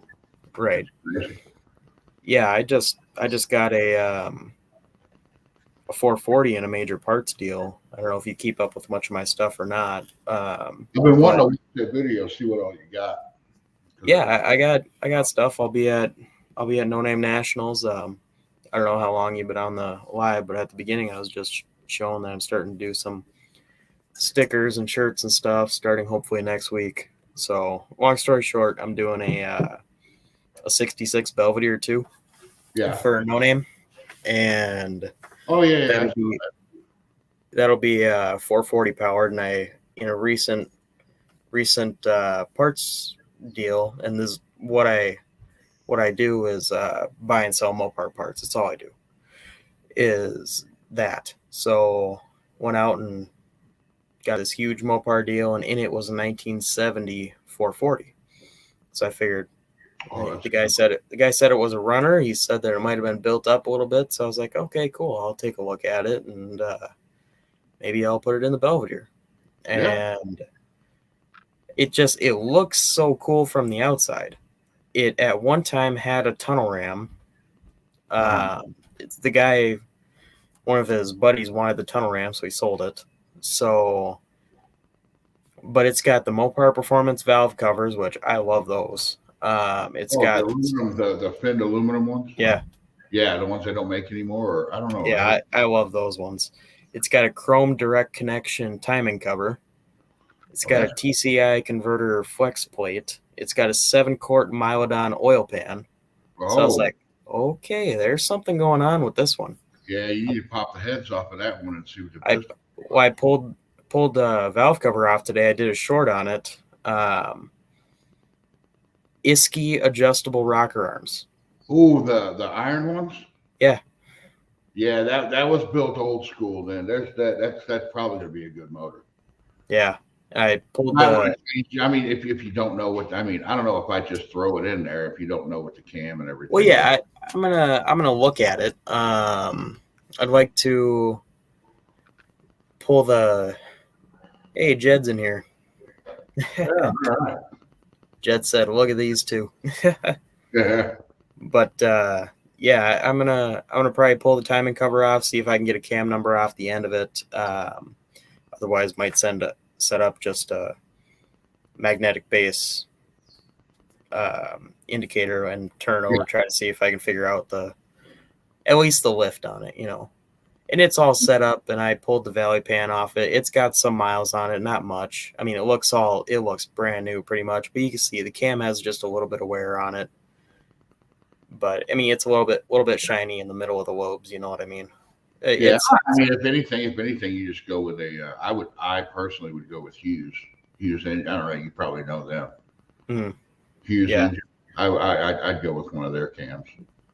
Yeah, I mean, and if everything checks out, I'll be happy with it. It's got 906 heads on it. The intake and the exhaust have been, obviously I can't really see into them, but the intake and exhaust have been gasket matched at a minimum, so that's always nice. Yeah. So yeah, I'm looking forward to it. How would you feel about putting a tunnel ram back on it? I don't know. I would keep it as an option. Because I could probably find you one at a decent price. Probably. Yeah, I think I know where a couple are, but as far as a tunnel ram, I don't know exactly how I'd feel about that. Just what tunnel ram? Where? A super stock. Where? A super stock. You say tunnel ram? Where's the tunnel ram at? You sniffing out tunnel rams there, Jed? Oh wait, they're over there. Never mind. Okay. Mine's over there. I'm already gonna have a hole in the hood anyways with a bolt-on super stock scoop. So if I wanted to, I could just unbolt the scoop and put a tunnel ram through it if I wanted to. Yeah. But it'll always kind of be better. Now, how far are you on the car? How far are you on your car? He's already running on low nines. Yeah.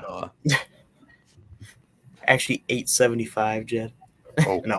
Seems to think they're going to be in the 9. No, it's all the way down to a shell right now. I mean, I'm near where you are with the Duster. Watch out, John Wilburn will come in here and start telling you what day it is and sending you clocks and shit. Oh, I got a counter on my phone and I'm watching it go down and I'm just shaking my head. I'm like, I thought I had more time. Nah, you get it. But it'll be all right. I have everything to do the car. I'm not missing anything. That's the big thing, is getting all the parts together. Right. Well, I got a little bit of an advantage because that's all I do is Mopar parts. Yeah. I would think that would be an advantage, but there's always that one part that you got to go find. You got to go hunt down something. Yeah, like a 1970 only Duster trunk lid, right, Jed? Yeah. Yeah. Or, I've got, what did I count it up to? 37 Holley double pumpers. And I guarantee I still won't have the one I need. Right. Yeah, I don't know if any of this stuff means much of anything, but I got a bunch of, I don't want to say a bunch of, it's just a small little box. But a small box within that big Mopar deal I got that's got some like brand new brand new Demon parts in it. Oh. We'll both perk it up. I need Demon. I know. Like, Demon. like if they're like old Barry Grant demon stuff, I want them. But Brian actually has 2 demons that he fight. Yeah, they're the 2 old Barry it's Grant. just like miscellaneous small parts, brand new in the packages, as well as like some gaskets and stuff like that. It's just miscellaneous stuff. It's nothing fancy, but I don't know. That stuff's all hard to find, you know. Oh yeah. Some of that stuff's No, it's super common. Just yeah. But don't throw it away. I mean, I'll take it though. It's junk, but I'll take the junk. I'll take the junk off your hands. Yeah, right. You should pay shipping though, because it's obviously junk. Yeah, right. I'll end up having to throw it away. Yeah, so you need to pay me to take your junk. Yeah, price of the garbage bills are going up these days. Mm-hmm. I actually don't like the way that ended up sounding. So did you get the oil pan off of that engine? Off of the one I have? Yeah, the 440. No, not yet. I'm looking forward to doing that because as of right now, I have no idea what's in the short block. I know it's got 906 heads. It's got Isky valve train. It's got 906 heads. I think I already said that. And that's pretty much all I know as of right now. It's a hydraulic flat tappet cam. I got 1 or 2 of those Isky rockers around here. I promised them to somebody though for their parts collection. From what I looked at, they're fairly expensive. I don't even think you can get them anymore. I don't know. As far as like even buying them used. Yeah. So those Isky ductile iron rockers, those are highly regarded as like the rocker. If you're going to run an adjustable rocker arm on the street, that's way better than running an aluminum roller. Mm-hmm. They last better. They don't beat themselves to death. They're just more stable. Yeah. Just win. Yeah. But I'll be interested to see what's in the bottom end of that engine because for all I know, it could be a stock short block. Or it could be a 540. Right. I don't even know. I mean, it could be a stock crank, could be stroker crank, it could be stock rods, could be 6-pack rods, could be there could be Eagle nothing. rods. What? It could be nothing. Just one hell of a mock-up. I know it turns over really easy, but not that easy. I was gonna say like someone they cut the crank in half and they put just the snout sticking out the front and then the back half sticking out. It's just like the worst practical joke ever. Yeah. I don't know what happened to those things. I need to find them because I need to give them to you, Chad. I don't know what I did with them though. It's funny. I actually have a buddy of mine in Tennessee that nobody likes. Billy. He needs like 1 or 2 wedge Isky rockers. And I bet trying to find individuals of those is not easy. Well, the dumb shit thought they were Hemi rockers. I'm trying to figure out how that even computes because none of the Hemi rockers look anything like wedge rockers. Well, wait a minute, whoa. What's he willing to pay for these 2 rockers? Fucking nothing. It's Billy, dude. Oh, well, never mind. Screw that. Yeah, he ain't willing to give nothing. I'll stick them up my ass for him to him. What? I didn't say that. Hey, you let us in here, all right?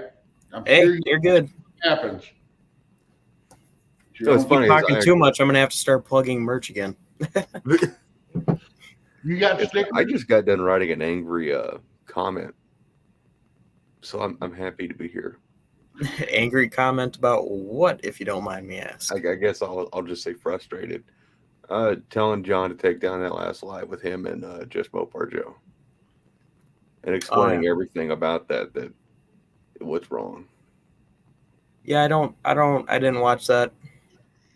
I didn't watch that one. Just basically the gist of it. Just Mopar Joe called me out to race, as if he ain't got enough races as it is, right? And kind of broke the rules that I had set out. You know, like, you want to line up with me or my car, you need to fucking talk to me in private first. Fair enough. He just did it. Only, well, you know, it's like I was talking to you. I was talking to you in a live the other night, and you know, because I know you're. I was asking if you had any call outs, you know, because I know you're the one main one you had isn't going to happen now. And I was asking, what was that, if you don't mind me asking? You. I forget. Ryan. Didn't you have a call? Oh, me. I thought you were talking to Jed. I was like, no. I was yeah. I talked to you about that. You know, I'm not just gonna the one person, but I'm also not gonna put up a bunch of videos. I put up the video calling Lunar out, and he didn't respond to it, so I took it down.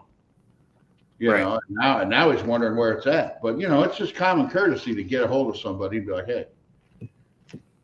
Or like, I get that. Don't like a race. I've got a call out on Bigfoots and Mopars. It's not even, I don't even have it on YouTube anymore, but we both agreed to it. Yeah. I mean, I talked to him in private, you know. Well, it's just like my call out with Lunar. I put it up as a short, and since there was no response, or if he would have said no, I don't want to race, then I'd have just taken it down, just like I did. I took it down. Joe did at least edit out that one part of the video. Well, that's good. Yeah. Now it's all in John Wilburn's park now. No, that probably ain't gonna happen. But, yeah.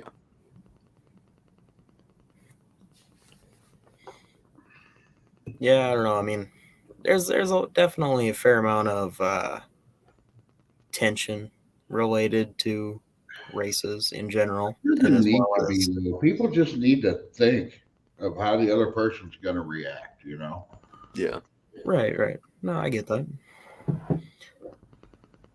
I hope that nothing at No Name gets to the point where anybody gets physical with each other. Oh, I doubt it. I doubt it. I don't see anybody doing that. I don't think so either, but, you know, a bad call or somebody backs out of a race at the last minute, somebody might get upset, you know? No. Because it's not like there's any money on any of this, you know. It's I mean, if you got a race like Tony and what's his name, Unity Motorsports, you know, they got $4,000 on that race. It's like, yeah. But you know, it's like anything else. You set up things where if somebody, you know, and I think they've got like $500 punk out money. So if neither one of them actually make the race, the other one's got to pay the other guy $500. Right. And I've asked John, or I've asked in different lives with John if betting is allowed. Oh, I would think so. He couldn't stop it. He couldn't stop it if we wanted to bet. Right. You know? I mean, just like people in the considered like gambling. That's why I've been kind of asking. I've been like, you know, is there technically some? Well, the thing is, what it is how can I put this? The track can't say, okay, the track can't put up a leaderboard or anything like that. The track, as a business, can't set it up to where you can gamble. But there's nobody going to be able to stop two guys standing on the starting line saying, I got 20 on him. You know what I mean? Right. Real quick question here, Joe, if you go to my last actual video, not my short, the last actual video, I've got a link in there in the description. So you have an eBay store? Yeah. Almost 1,400 items on there. Holy crap. I'm gonna go find that now. Oh yeah, there's all kinds of stuff. Oop, I went to eBay instead. Whoops. New stuff, old stuff, everything in between. You know, everybody kind of gives people crap for pricing stuff on eBay. Well, I'll tell you what, eBay screws you over coming and going. Oh, I know. You're lucky if you get away with only 15%. With like 15% in fees. And they charge you fees on whatever you charge in shipping. It's like, seriously? They call it the fee bay for a reason. Oh yeah. There's all kinds of stuff. Trying to think if there's anything notable that I listed today. I list between 10 and 20 things every day. Well, there's always going to be people out there that expect you just to give the stuff away when, you had that trip you just took, no matter what kind of deal you got, how much money did the trip cost you, People don't think about that. People think, oh yeah, the trip alone with renting the trailer cost me about $1,500. Yeah. Friggin' AAR deck lid spoiler. Yeah, that's cool. Yeah, they're iffy. They're good, but for some reason the backs of them, they got a crack on them. It's not a bad price in the B-body rally gauge cluster. Which one? The 73, 71 through 3? No, 68 to 70. Oh yeah. I try to keep stuff reasonable. I mean, there's a few things that are a little high, but fees and everything else, it adds up. 70 Charger Rally Club box. Oh, it's black. Yeah. Need a blue one. Another blue one. I got a black one and a burnt orange one. Of course. There's a guy on there who's got a blue one that'll match mine because my glove box is really heavily faded. It looks like B5 instead of B7 like it's supposed to. Oh, yeah. And he wants too much money for it. I won't, because it's just the outer cover and he wants like $150 for it. Right. It's like, no. And the bad thing is there's those tabs on the inside of the overall plastic cover. They break. Yep. They always break. Yeah, they don't last. Somebody tightens a screw too far and they break. Damn, dude, you gotta. Don't mind me. You guys just talk. Oh, yeah. Yeah, is all me and my dad do is Mopar parts and cars. It got a crap load of cars that are sold now. Not a ton, but more than enough. I seen on the one video here. You got a lot of the kind of cars I like. Oh yeah, I like the 71 through 74 Plymouth, the Roadrunners and Satellites. Yeah, I sold Jim Bennett that 71 Satellite. Yeah, I wonder what's going to happen with that. Who knows? It was a no title car, so it gets even more complicated there if somebody ever tried to reclaim it.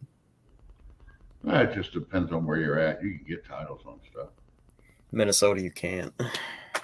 Yeah, title is like almost too easy here. I should just send you stuff. Number? Pay you. Did it have the VIN number on the dash? Yeah, VIN number, fender tag, all of it. It's not that hard. Yeah. Depends on the state. Be a trick.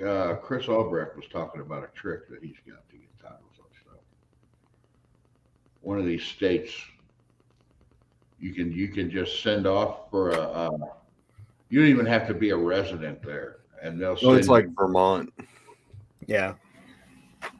Yeah, they'll send you like plates and the title, everything. You send them the right bill of sale. You send them the right paperwork. And drive around on their plates if you want to. Yeah, I know a few guys that'll do it, and they do it out of state and stuff, but they charge you $500 to do it. Yeah. That's a small expense to get your car on the road. Especially if it's an important car. In Missouri. Missouri's actually really strict. They won't accept stuff like that anymore. Because I know that Missouri's cracked down on that stuff. They won't accept that Vermont loophole. Like any state that's got a real easy way of getting a title like that, they don't acknowledge it. I don't see how they could, if you got a title to the car. It's just something about what state it came from. It just that just seems weird. What if somebody from Vermont moves to Missouri and wants to get their car legal? I don't know how that works. That might be a little different deal. Yeah. I guess maybe they do a little bit of background research on it, on how old that title is and stuff. Like if it's a brand new title, then it's going to be like, okay, this is red flagged. I know, at least that's what my buddy Mike told me, because he's got that 51 Chevy panel truck, and those trucks never had a proper VIN number. The VIN was the engine number. And, well, state of Missouri won't acknowledge that as a proper VIN number. And since it doesn't have an actual VIN plate, you have to basically go through a quiet title and get a title made for the vehicle and all this other crap. And he's not willing to do all that. He wants me to do it here in the state of Kansas. And it's like, dude, if the state of Kansas won't even acknowledge it, I ain't dicking with it. You might as well just do it in your home state. Well, the thing is, I know there's a guy that's got here in Missouri. He's got 2 or 3. He builds race cars, and I mean the damn thing's made out of. I mean, it's like square tubing and plywood, and he's got 2 of them. They're really fucking cool. I wish he had a YouTube channel. But the whole thing is, he made his trailer to haul both of them, and the truck that he hauls them in is made like that. So, but people talk to him about titles and where he's at in Missouri. He's like, yeah, they're pretty good about home built stuff.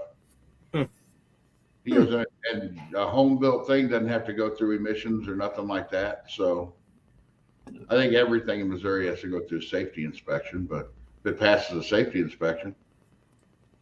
Yeah, for some reason, I don't know much about the home build stuff, but when it comes to like trailers, Wisconsin, I know for a fact, they do not care if it's got 2 wheels and you can send it down the road. They don't care. They don't even care if you insure it. They don't care if you license it. They don't care if it passes anything at all. They don't even care if it has lights on it. Wisconsin will let anything on wheels pass it. Every one of their roads is a no-name national strip. Let's see if Sorry, you got me hooked on looking at this eBay store. Yeah, there's some stuff in there, and I picked up a whole pickup load that's full to the ceiling of stuff, and I've got a 6x12 trailer that was full to the ceiling of stuff, and I need to go do that at least 2 more times. Damn. From one place. And I'll be getting a lot of new reproduction stuff. Brand new like dash pads and stuff like that. Get you a brand new dash pad for Jezebel. Dye it B7 blue. No. I gotta do that for my Super P. I gotta find somebody that can get the right color dye. I like my crack dash pad. Yeah, fair enough. I gotta do a bunch of stuff dash related. I've got a 69 Super B that's B5 blue with B7 blue interior bucket seat console car. Isn't that the same color combination as Jezebel? B5, B7? No, Jezebel's solid B5. Oh, I thought you said that your interior was B7. Well, so the dash plastics are B7. Okay. But the vinyl upholstery is B5. The plastics were molded in B7 blue color. It's darker. I don't know why. Pop that up if you want. I was about to say, I have no idea how you did that, but sure. That's that guy's fleet. The one in the front there, you can see his twin engine. Oh, yeah. So he made all of that. That's crazy. We were walking through the pits, and my wife looked at it. She's like, "What kind of car is that?" I'm like, "I don't think that's a car." I was like, "I think a month ago that was a pile of square tube and plywood." Yeah, that's freaking neat. But, yep. You know how I did that? That's easy to do. You just go down here to share at the bottom down there, and then share screen, and then you could go whatever window you want to share. That's we cool. could all go window shopping in Ryan's store.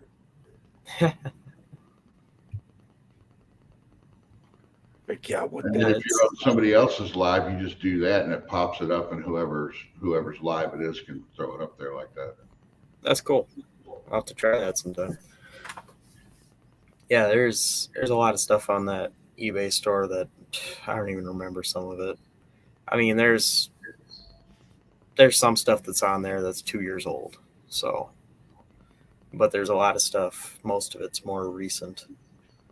But currently sitting at like 1,380 something listings. So you're saying my thumb's gonna get really sore? If you decide to go through all of that, I'll send you a sticker for free. This is all I've been doing. Oh, I'm just gonna get a little more specific here. Send you a sticker or a drink koozie thing. Ooh, I could use. Look me up on Facebook and send me your address. I'll send you a sticker. I got a couple stickers. Thanks, that'd be cool. Ooh, there we go. Yeah, I got a lot of shirts and stuff I'm working on.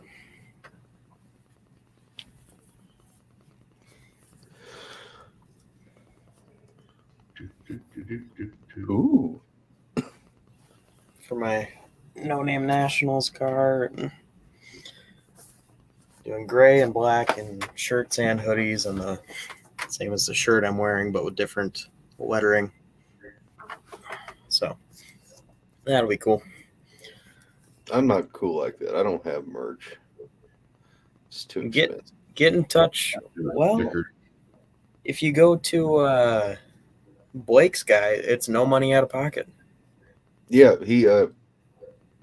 I waited and waited and waited and waited and waited, and eventually I just said screw it. He never did get back with me on everything. Huh. He must have been like in the middle of something or whatever reason. I'm not going to make excuses for him, but it was like 9 months. Really? Yeah, and I just said screw it, and I deleted all the messages, all my pictures. Just like, if you ain't got time for me, fuck it. Must have been something going on. Yeah, not my deal. That's his loss. I've only got one or two little more tweaks to do, and I've been working on this for 2.5 weeks. And I had a small run of shirts. I had about, what was it, like 100 shirts made or so? And they sold out like really fast. Yeah, Monster Rust, I'll take a look at that video on that duster. I'll give you my opinion on it. The problem is it's a 74, which I'm nothing against 74s, but value-wise, 71, 70, 71 are really good. 72 is 73 and on, it's kind of, from what I've seen, everybody's got their own opinion. But sorry, Brian. What? I'll say this. The 73 and 4s are not that bad. I kind of like their front ends. It's the 75 and 76s. Oh, they're awful. Fucking pecker goes. Oh, I don't like the darts. I don't like the darts 73 and up. Yeah. Like bird beak looking. I hate that. I hate the point. It don't go with anything on that car. Like I'm good with first of all, I'm not really much of an A-body person in general, but I'm good with a 70, 71, 72. Those grills are good. I just got in a 70, 71 Demon grill. I just got some Duster grills in too. I've always thought about putting a Demon front clip on my Duster, but yeah, it's not a Demon. I always like tail lights, then you have a Demon. I like the Dart Sport tail fans that with the 4 tail lights at 73 and up. Dart Sport. Oh yeah. With the 4 tail lights, I like them better than the Dusters. But I got a bot in the chat. Whoa! Hug from Gazelle. Hold on. What's that website? The person's name is Lucas. Lucas? Brian, I think that's your son. Bittencourt. No. Could be. Could be. I'm surprised they're not spamming or anything. They're not even trying to put in links for people to click. They just want us to come to Brazil. This isn't even a good scammer. Maybe we could all just go to Brazil. Yeah. There's nothing in Brazil for me. Me either. They had some Brazilian Mopars that were kind of interesting. Those international things. They had a Brazilian Charger. It was a 68 or 69 Dart, but it had like a retrofitted 69 Charger grill in it. And had like a halfway fastback sort of Charger roof line in the back of it. But it was based off like a 68 or 69 Dart. It was oddly cool, but really weird. Monster Rush said Raker. Raker's always in here. Mopar Nut 62 is taking the night off. I don't know where he is. He's usually everywhere. I know. He's been on every one of my lives. Somebody needs to call him. That's why I'm about to. He's all right. Oh, I messaged him. He said he's not feeling good. All right. Get well soon, bud.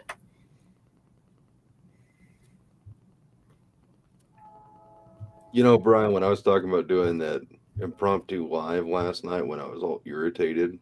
Yeah. I figured the one guy who would really enjoy that live was going to be Raker because he's into he's into putting firearms together. He likes firearms. But I'm kind of glad I didn't because I can only imagine what kind of shit show that would have done to my YouTube channel. Yeah. You don't like guns. No. You're at a level where you kind of got to watch what you're doing a little bit. Yeah.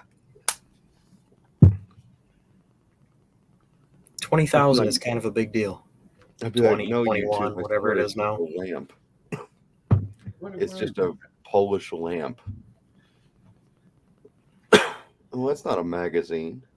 No, that's the light switch. It's just freaking huge. Let's see. Monster Rush said, "Are 360s good?" Yeah, sometimes. Depends on what you do with them. I mean, factory, they're.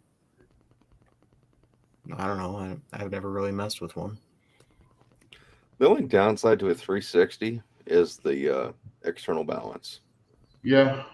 Otherwise, it'll do everything a 340 or 318 will do.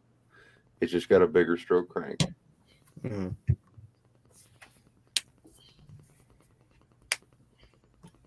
So now I know from what I saw, I mean, I could be wrong, but from what I saw, the dimensions of small block rods should all be the same or very, very close. Yes, that was like 2 weeks ago old when I learned that. Yeah, they're all the same. But so they're all 1, 2, 3. Yeah, but I've been told from various different people that 340 rods are special for some reason. Is that true or no? They might be. I'm not going to say no. I've got it said. I just didn't know if they're factory. Somebody told me that they're the 446 pack rods of small blocks, and I was like, oh, okay. They might be a hair thicker. Now I know a 340 steel crank is special, like a 318 steel crank or any other small block steel crank looks identical to a 340 steel crank, but the 340 steel crank has the rod journals drilled. Oh yeah. None of the other ones will have that, except for maybe a 273. And a 273 steel crank is the same as a 340 steel crank. It's just got smaller counterweights. I got some 273 adjustable rockers I got to put up for sale. Ooh. They're going for a lot. They're going for about $250. Yeah. And if they've got the better adjusters, which have the locking nuts, they're always better. Yeah, the last set I had, I was like, man, I don't know. I'll just throw. There wasn't even a single set on eBay, so I just threw them out. I'm like, $250. We'll see what happens. Sold the next day. I'm like, oh. I may have bought them when I was needing a set. This was like a month ago. Oh no. Hey Scott, what's up? We got Heaven's Mopars in the house. Oh yeah, he's got some cool stuff. He does. I still don't understand why you pluck a big block out of a trail duster. Trail dusters are so cool. I want the trail duster. Did they scrap that trail? Is he scrapping that trail duster, Scott? I got to figure out a way to get that to Illinois. Yeah, don't get that engine trail from duster. him and have him put it in the trail duster, buy the trail duster, and then road trip it home. And then pull the 440 out of the trail duster, put it in the race car. No. Go race, and then pull it back out and put it back in the trail duster. Use the trail duster to pull the duster. That's what I'd like to do. I'd like to find a trail duster for it. The duster hauler combo. That's because Dust Devil Garage, trail duster would be the right. Then I'm gonna end up getting a satellite or something that's totally not gonna match my name anymore. But well. It might be a Roadrunner. That's still not a duster though. But Roadrunner's cooler than a satellite, technically. Only in name. Right. But they cost more when they were new. The satellites cost more than the duster. Yeah, I know, because the Roadrunner was actually a lower tiered car. It was stripped down. Yeah. I don't know about class. I don't know about satellite. RH, H for high class. I don't know about the later years though, because I mean you could get that Roadrunner I had in here, that green one, that thing had every option except power windows and sunroof, I think. They opened up a lot more capabilities on the later years. Yeah. On the later years, they really loosened up on the Roadrunner, the Roadrunner-ness of it. Yeah. Big block wasn't standard anymore. The high performance kind of went away with everything, but with the Roadrunner too. Because that one even had the rear window trim, rear window the belt molding. Mm-hmm. Mm-hmm. It was a nice car. I wish I could have got it. Yeah. I told you that green would grow on you, didn't I? I would have done this to it. Oh no. Brian, what are you painting the duster? What color? Red. Red. I think he's already done some test passes with some paint. Yeah, red. No, black. Rally he's red. Jammed. Look at the trunk. I heard him say rally red. No. Oh, Corvette red. There's like 3 different colors of red on this car too. Once you start sanding down. Hey Brian, trail duster is up for grabs. What? What does he want for it? Oh man, how am I going to pay to ship that thing all the way here though? You live too far away. Well, he offered you an engine. Like I said, go up there, put the engine in it, make it run and drive, and road trip it home. Spend a month, yeah. Isn't that up in like Washington or something? Somewhere northwest? Yeah, he's all the way up in Spokane, Washington. Oh, they got a trip. They got a trip to the No Name Nationals. Yeah. That would cost a fortune in gas. Raker says leave it gray with a black front clip. I kind of like that idea. It does look cool. Shoot the whole thing in just black. I did sanding today. I already sanded the black off of the fucking. Well, why'd you do that? Because the other one's yellow. I wonder if I could make them match. Make them the same color black, not the same color yellow. You're going for black anyways. Yeah. I mean, you could have just put the car together, slapped it together with all hodgepodge colors. Oh, man, you would. Oh, I got pictures of that car together, red and yellow. Oh, my God, it was the Ronald McDonald car. It was awful. You're trying to be the next General Mayhem. There you go. No. I'm gonna make my car fast. Yeah, they got like I don't know. It's like 550 horsepower, 440 in that thing now. I don't want to have to send it. I don't want to have to send it to Chris Birdsong and have him replace every little piece in it. You mean like I'm gonna do someday? Yeah, like you're gonna have to do someday. I know my car is already slightly twisted. My doors don't shut as nice as they used to. And I know the door hinge pins are like worn out, but it's just like, yeah. You know, if I ever came across a super high dollar car, like a Hemi car or something like that, he'd be the one I'd probably pay the money for to have him do it. Yeah. Because I don't see anybody else. Oh, he's reasonably priced too. I had him quote, I'm not going to say numbers, but I had him quote do my 70 Challenger TA that was rolled, and it was reasonable. I'll just say it was sub 10. Yeah, I was going to say, that's kind of why I hooked him up with Tom Roseman. Yeah. Because Tom's got a lot of stuff. Yeah, Chris is a good guy. I've talked to him a few times. He's another he lives too far away, or I wish he'd come out to this thing, but oh yeah, I talked to him about it. He never responded. It's expensive. Oh, he called me the other day and asked me my opinion of him coming. And ultimately comes down to he's not going to gain anything but meeting people and spending a shitload of money.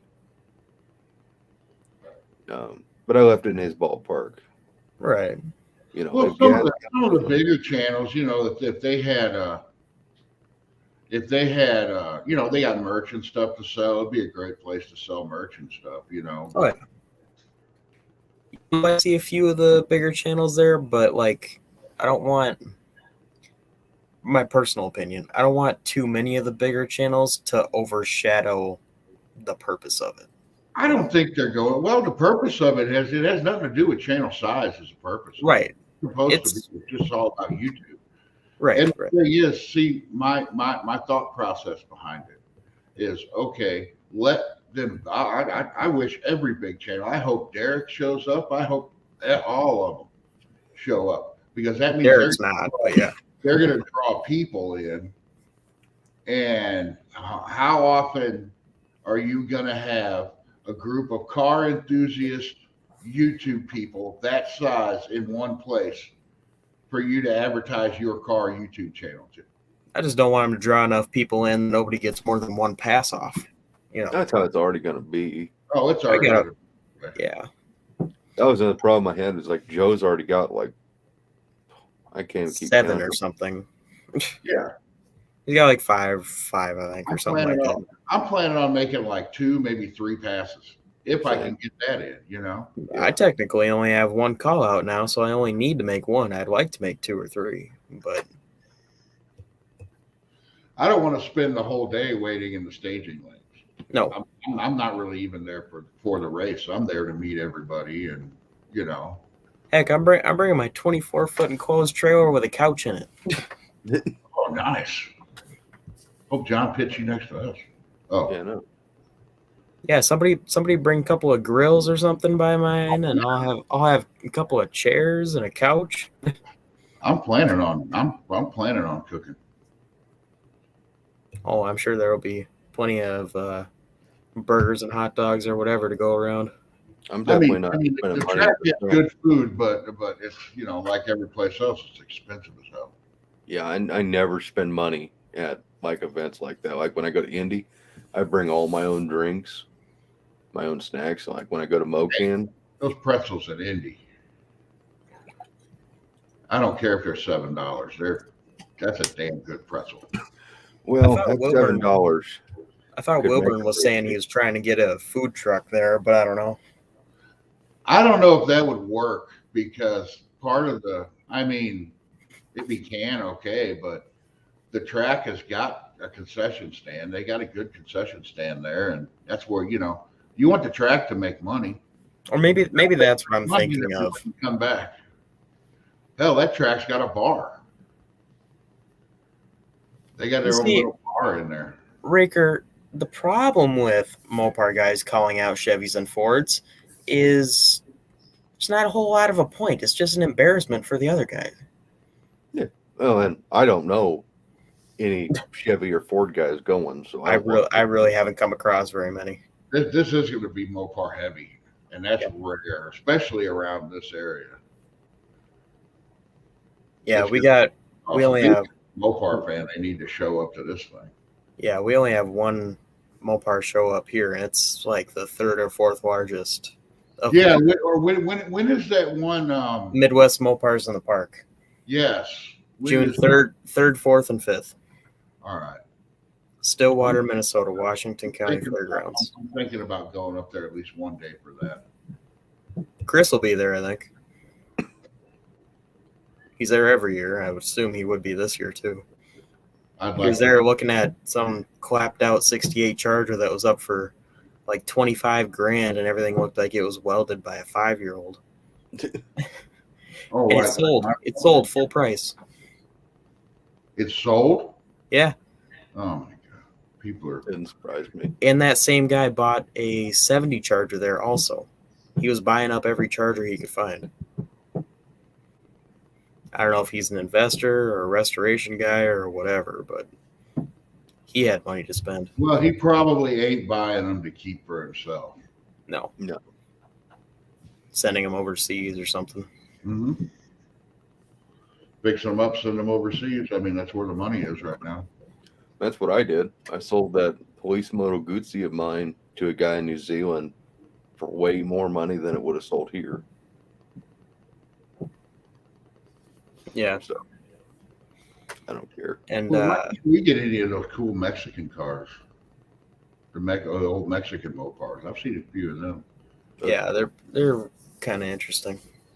And then Bigfoots and Mopars will be there. Yeah, I may show up to that. I think that's about a 5-hour drive for me. Probably. And the Bad Tree Production guys are going. I'll get a hotel room and spend at least one day there. Yeah, it's Friday, Saturday, Sunday. Gates open at 9 a.m. Sunday, everything's pretty much shut down by 2 o'clock. I mean, people are just like packing up and trying to go home by like 2 o'clock-ish. I mean, they're open till 6, but a lot of cars leave and a lot of people and vendors leave because there just aren't very many people on Sunday. That's what Indy got away from. They moved to Thursday, Friday, Saturday to get rid of the Sunday deal. Mm-hmm. Well, I kind of wish No Name was Friday, Saturday, and Sunday, but they may have to do that next year. I don't think he was expecting the turnout that he got. Well, what I'm curious about, and I myself am guilty of this too, is like there's a lot of guys that are talking about going, but how many are actually registered? I know I'm registered. I'm not actually, but who's registered and who's gonna make it? Right. I feel bad, and I know it's going to happen to like 1 or 2 guys. I feel bad for the guys that are going to try to make a big push for it, and they're not going to hit their 500.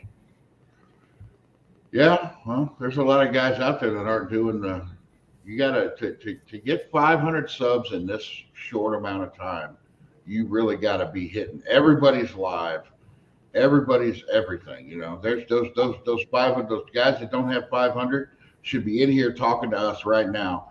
Trying to get 1 or 2 subs out of here because and that's like, I don't get okay unless they get a whole they're not gonna realize that how slow how long it actually takes to grow a channel because it takes a long time. Yeah, you know. I've been doing this on and off for a year, I would say. And up until No Name, I got to near 500. Near 500 is where I was. I mean, not 500, near 400. Excuse me, 400. I was at like 385, 390 or something like that. Well, now I'm at, I don't know, like check what it is. I don't even know. I haven't checked in a while. Something or something like that. 637. So I mean, the no name really pushed a lot, but oh yeah, people aren't. I'd still be 300 or something right now if I wouldn't have. Right. And I've been at it a little over a year. Right. We're in the similar. Like I've had. It would be hard to say. I mean, I've had my YouTube account for like 5 years, but I haven't done anything real on it for more than a year and a half, and there's been a lot of times where I haven't done anything for a couple months. What city is that Mopar's in the park in? Stillwater, Minnesota. It's at Washington County Fairgrounds. It's like $20 to get it. It's like $12 to get in. Or if you're a swap meet guy, you got to pay $65 a spot. Holy shit! What? They want $65 for a vendor space? It's a 10 by 20. Fuck. No, 10 by 25. Wait, never mind. Indy was $100. Yeah, Indy was 100. Yeah, but Brian and I, we split that. Yeah, it's 10 by 25. We're probably gonna get 3 spots. Damn. Yeah. Food there is good, but expensive like everywhere.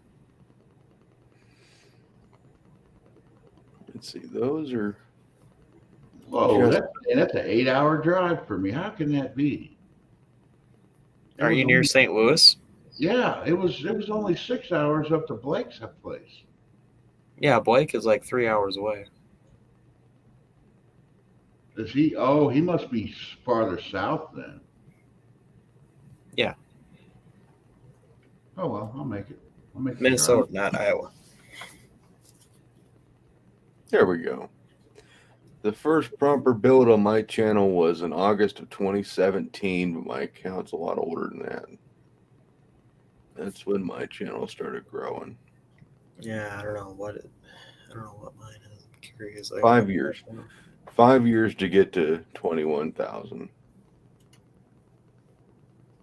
My account is like 2007, 2008.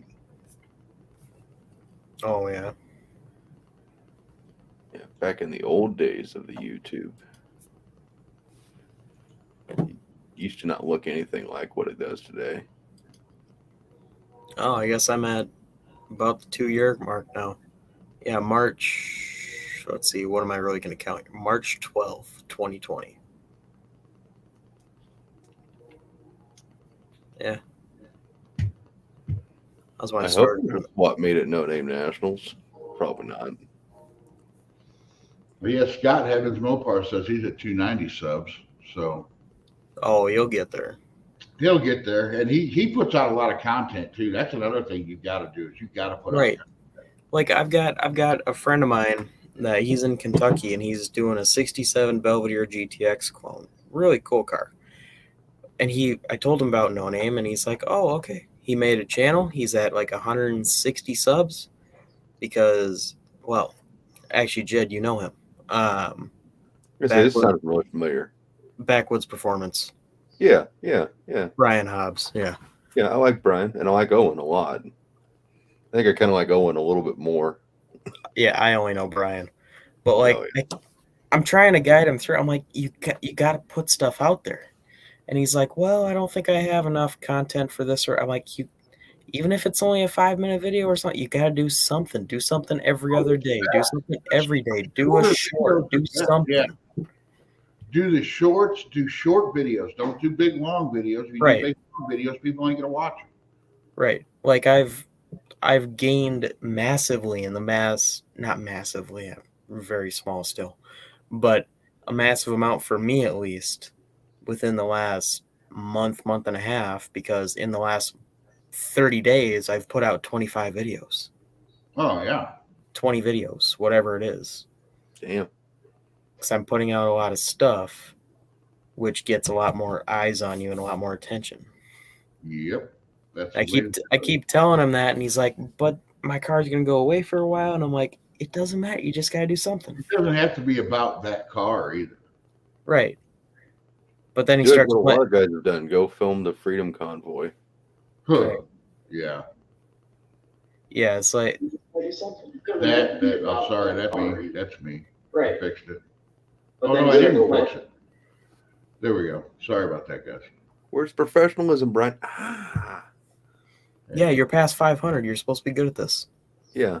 Come on I've now. been doing this long. I've been doing these kind of lives longer than anybody. Me and Ruben. Oh, yeah. I thought I clicked it and it was already off. And I clicked it on. Professionalism. Yeah. You can't find good help anymore. Well, you got what, 12 people watching this? Huh? Yeah, about. Yeah, I can't remember the last time I did a live. We don't talk about your lives. You get hundreds of people in yours. Hey, you could be like Uncle Tony. He gets like 385 or whatever. It's crazy. I think the most I've had is like 119 people, and that was on one of those random sporadic lives, which I'm kind of impressed by. You know, just random spur of the moment, get like 119 people in there. And at that time, the channel was like, what was it, like 17,000? So yeah, You got good stuff. it's just the people. Well, yeah, and and depending on what you want to do, you have a lot of different things going on where you have a lot of opportunity to make different stuff versus a lot of people that have like one car and only one car. They can make great content for a while, but then they run out and they're kind of like just maintenance after that. Yeah, once the car's built and running it like Jezebel, what else can I really film other than doing some upgrades? And well, you can always make content on me. You can always make content on Jezebel. Well, I mean, I had one buddy in particular. He's a dipshit, and he was like, "Why are you worrying about taking your 340 to the machine shop so soon?" It's like, well, understand this. My machine shop is extremely busy. Right. My block has been there for 3 months now, and probably nothing has happened to it because Mark is just that busy. But it's like, I know as soon as it comes back, it'll be about time to actually focus on it. Whereas if I would have waited until Jezebel was running and driving, well, that'd been now.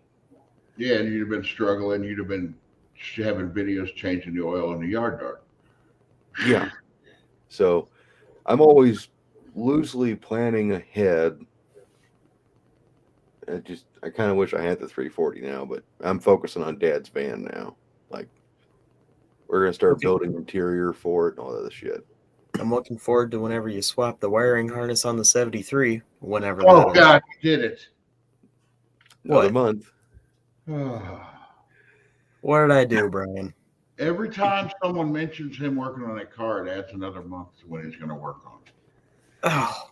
At this rate, I'm going to be 83 years old.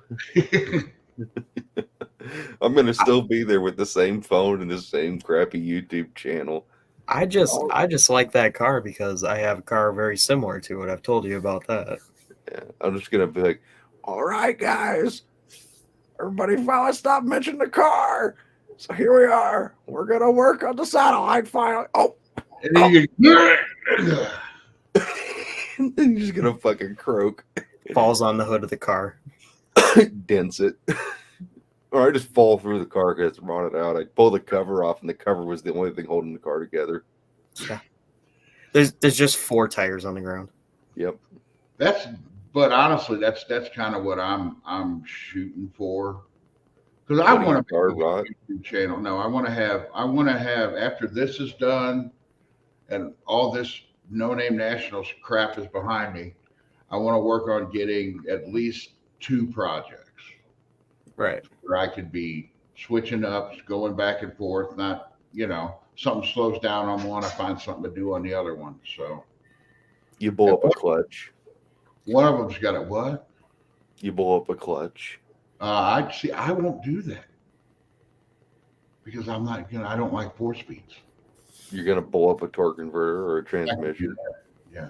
Blow a tranny. Blow a tranny.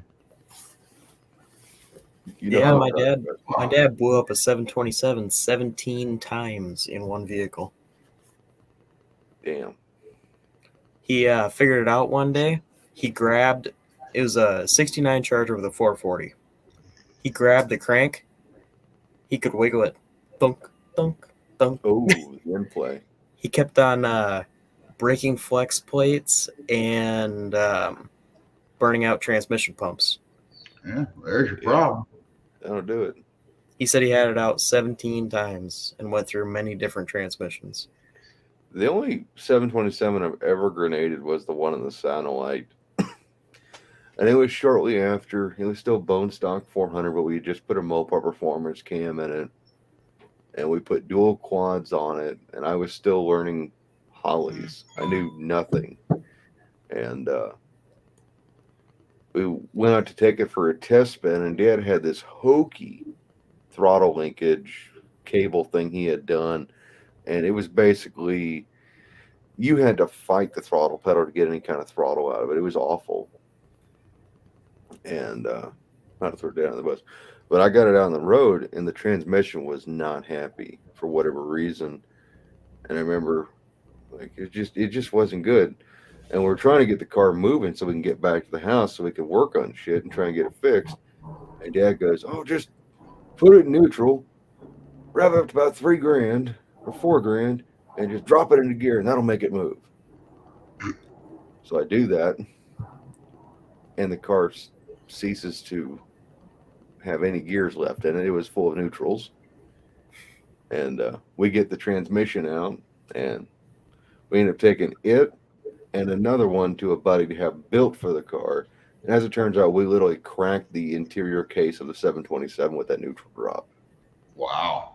It's sitting in the backyard still. And then I think his name was Micah. He built me the transmission that's in the Satellite. It's a fucking strong 727. Yeah.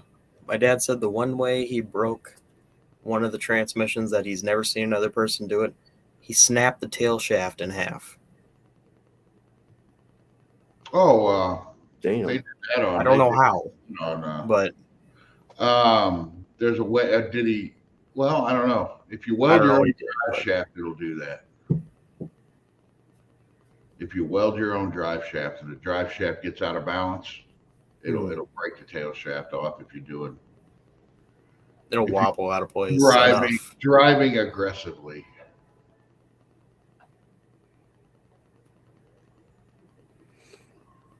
Oh, Mr. Foots just texted me, but I can't tell you guys what he texted me. Is it a foot pick? Is it Harry? What do you think? What do you think? Oh, well, is this his week? Yeah, this is his week where he works all week, isn't it? Yeah. I know he wants to, probably within the next couple weeks or whatever, he wants to get the engine in the jack pine. That'll be cool. That will be. I'll probably go over there, and if I have time and if I'm around, I'll go over there and help him get that put together. Because we're only like 25. Make sure you just sabotage him. You can't have him beating you.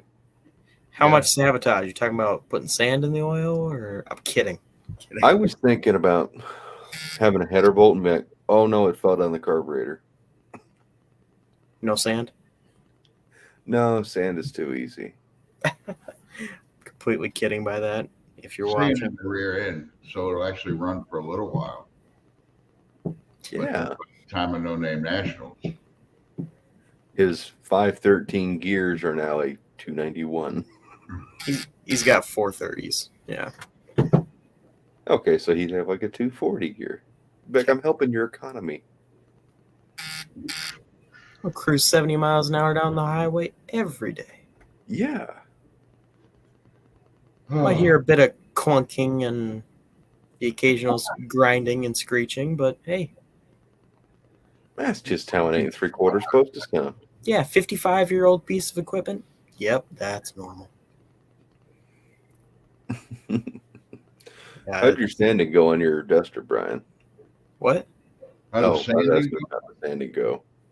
Oh yeah, it did good. You can't really even see it. All I can see is where you burned through the primer. Yeah, right. Behind the wheel area. Putty on it. That fucking spot putty in a tube sucks. It does suck. Talking about the red stuff? Yeah. Yeah, I hate that stuff. It takes forever to set up. Yeah. I hit spots and I was like, this is boring. I'm just gonna leave the fucking marks in it. Do you got a local Napa, Brian? Huh? You got a Napa? Yeah. Go there. It's a little bit expensive, but it's called icing, I think. It's a real light blue Bondo putty. It's not Bondo. And when the shit sets up really fast and it sets up really hard, it's real high quality shit. It comes in like a squeeze tube. It looks like a giant tube of toothpaste almost. Oh, okay. I've got a tube of it. It sands real easy. Yeah. Oh yeah. It's high quality body filler. It sets up really fast and it's really hard. So, not to interrupt real quick. Just got a text from my dad. Apparently my dad's watching my live. I did. He said he broke the tail shaft. He hit second gear when it happened. Ooh. How hard he hit second gear? He didn't care to share that part.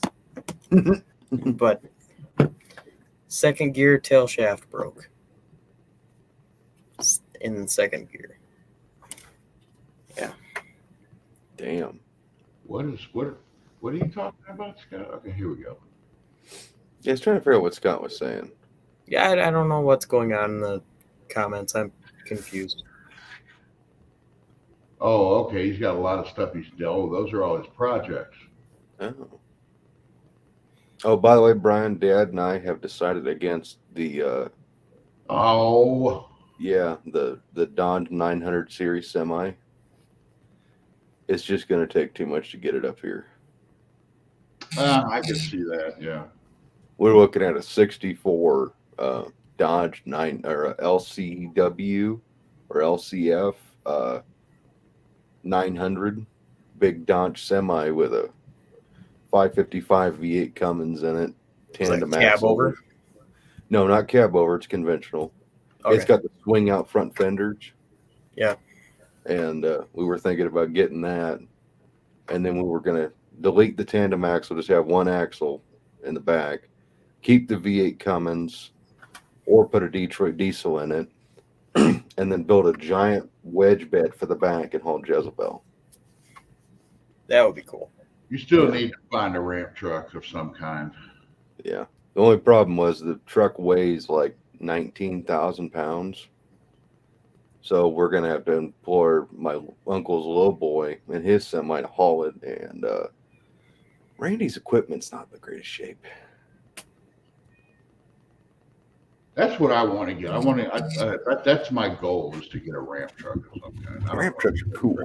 I just want a ramp truck. Come on. Well, and Dad's massive ordering of parts for the van. He did buy a trailer hitch setup for it. Because I think he actually wants to haul Jezebel with the van. That would be cool as hell. It scares the shit out of me. Why is that? I drove the van today.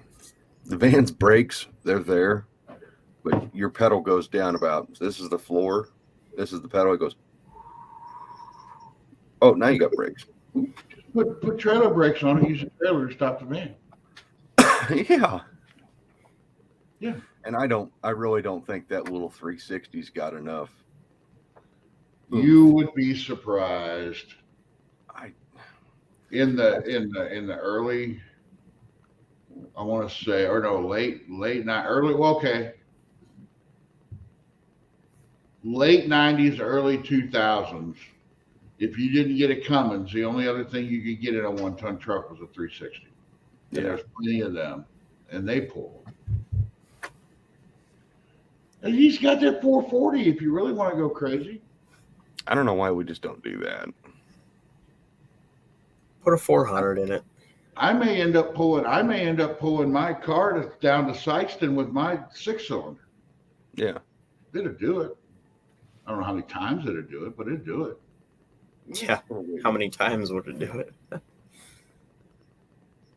Yeah, I was on one of Ruben did a live early this morning. He said that there's a local guy to him that's got a 71 Challenger that what am I witnessing? She was attacking my belly. It was tickling me. Yeah.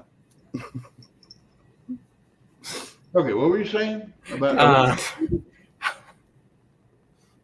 You forgot. I need to collect myself after something like that. It was really awkward for me. Trust me. Fair enough. No, you got to. Anyways, now. I was on one of Ruben's lives earlier this morning, and he said that there's a local guy to him that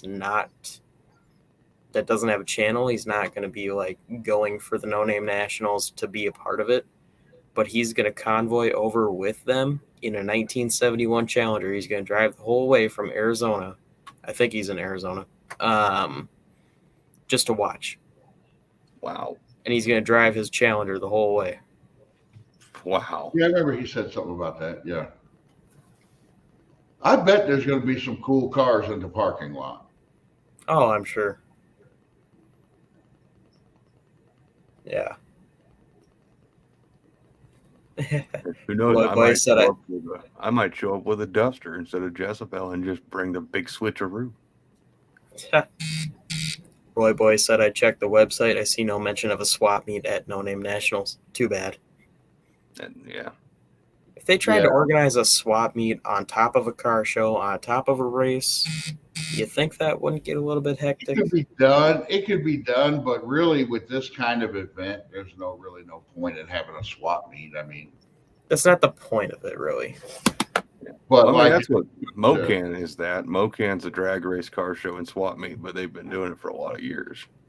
Yeah. What is it?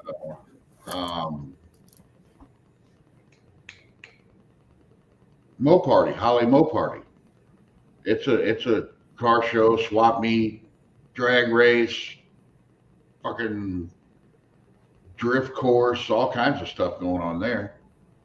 But I mean, I wouldn't, if I had a channel and get up to 500 subs just to go sell shit, I wouldn't do that. I don't know, you guys, that's what you guys do for a living, but I wouldn't. So you're stuck sitting at the damn swap meet all day. Right. I have problems when I go to, I went to Holly Mopar last year. I didn't film anything. There was too much going on. And you fell asleep at Indy in the booth. It was quite hilarious. I fell asleep at Mopar too. I went back to my car because it was really hot and we turned the air on and I was just like, passed out. Yeah, that's great. Somebody walked through the parking lot, see Brian falling asleep in his car while it's running. Yeah. That's when you get out the Sharpie. I'm actually hoping to take this to Mopar, and I'm just gonna get a spot in the show field and stick it out there and have a banner and shit. And I'm not gonna run it, but you should. It'll be my luck. I'd fucking break it. I'm gonna break it just in time to be in a hurry to fix it. Yeah. No, I'm not doing that. Gotta fix it or we're gonna lose the shop. We're gonna lose the shop. I was gonna do a video like that. I need to do my lose the shop video. Yeah. It's amazing how much of a parody that's become. Oh yeah. And I really don't remember them ever saying that on any of those shows. I don't either. But yeah, I'm sure somebody took something out of context and made it a thing.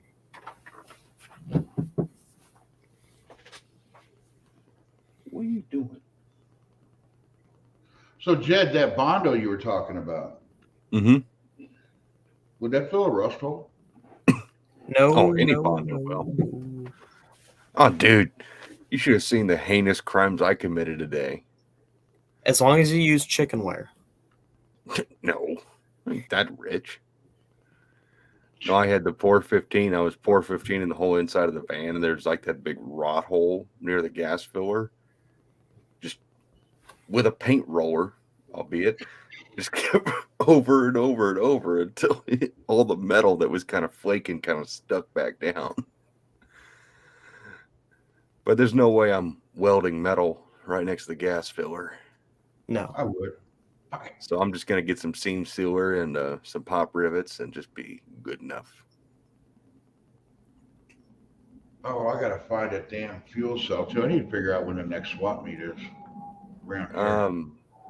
The Lawrence swap meet for me is coming up the end of this month, and then after that's the big drive-in rat rod swap meet. And I'm sure there'll be a bunch of like there's never like any Mopar stuff at Lawrence swap meet, but there's always general hot rod and stuff. So I figure I can probably find your bug catcher there for about $50, and there'll be fuel cells. There'll be all sorts of stuff that the Chevy guys thought they needed, but they really didn't. Like me with my roll bar. The Chevy guys get confused sometimes. Anybody want to buy a roll bar for an A-body? I'm not going through all that. I was about to say I don't have an A-body, but there's 2 of them in the yard. Yeah. Convertibles. See, you need a roll bar. No. Yeah. You need a scrapper. You're going to die. Oh. You can pull a few parts off of them and get rid of them. Oof. Now, if I want to put a roll cage in my Duster, I'd be all over it, but I don't. I want to be able to use that back seat. Right. Oh, yeah. Oh, what? No.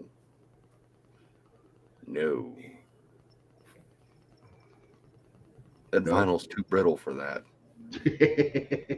Brian's been thinking about the bot that was in here, clearly. Yeah. The dude bot, albeit. Dennis, or whatever his name was. Lucas. Was what? Lucas. Yeah.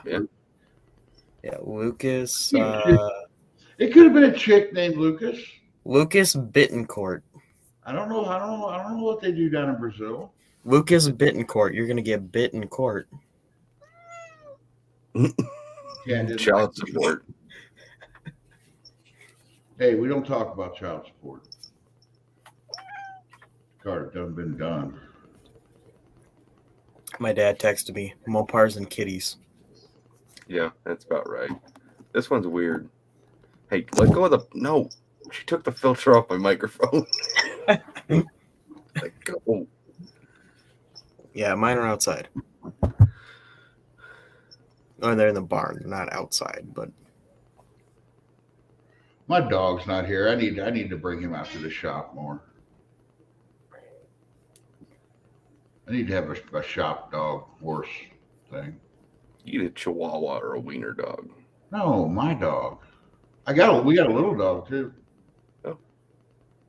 Yeah, you should probably explain to people why you're not putting a cage in your Duster now, Brian. Oh, because it's not going to be that fast. All right, go on. Oh, so you're saying I can call you out and it'll be an easy one? I'm kidding. Kidding completely. And if it is that fast, the doors won't close, right? But hey, it's fast. You're gonna go through. No. You're gonna go through all that bodywork and paint just to twist it and have them lines not even get close to right anymore. Oh, it's not going to be twisted. Those subframe connectors.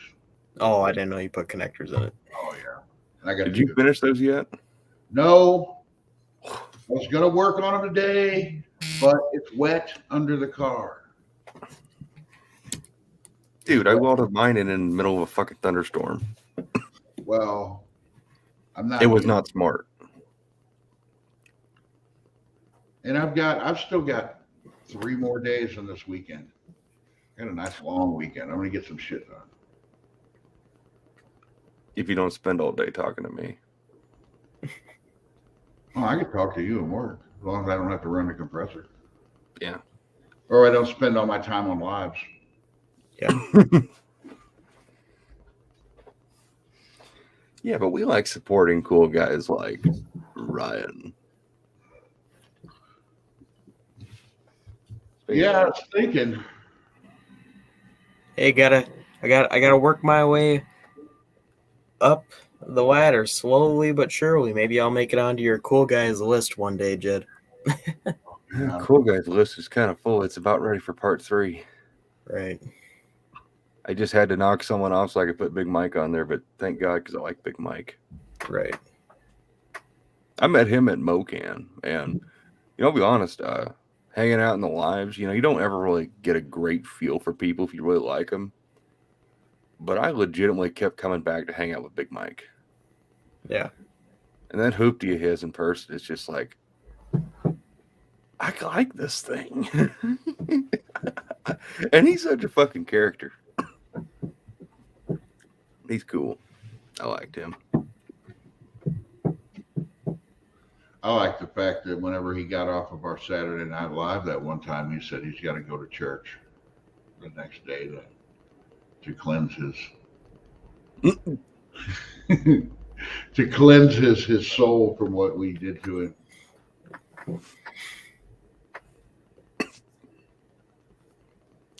That's a good point, Raker.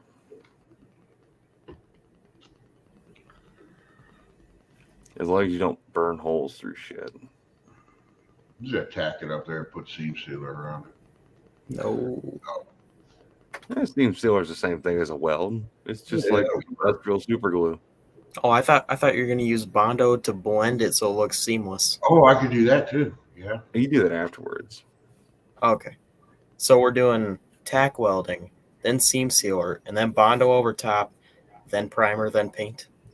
You tack it in like 6 places. No, I'm not going to primer and paint the. He's talking about the. Then rubberized undercoating. Yeah, rubberized undercoating. Yeah. The spray bomb stuff. Tack it with I'm not scraping enough of that out already. We could have That done undercoating sucks. That stuff gets like rock hard, and it's nice the stuff that like actually just like flakes off, but there's so much of it in this tight spots. It's annoying. The grinders with the flapper wheel, they take that shit off quick, but man. Oh, it makes a mess. Oh, but God.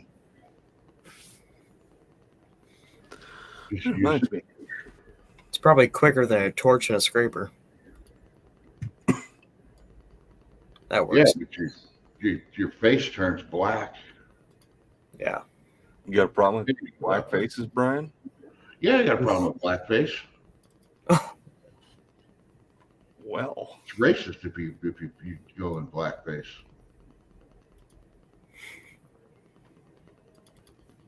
Hey, now, video, I want you to play on this other screen because I need to review my footage from today.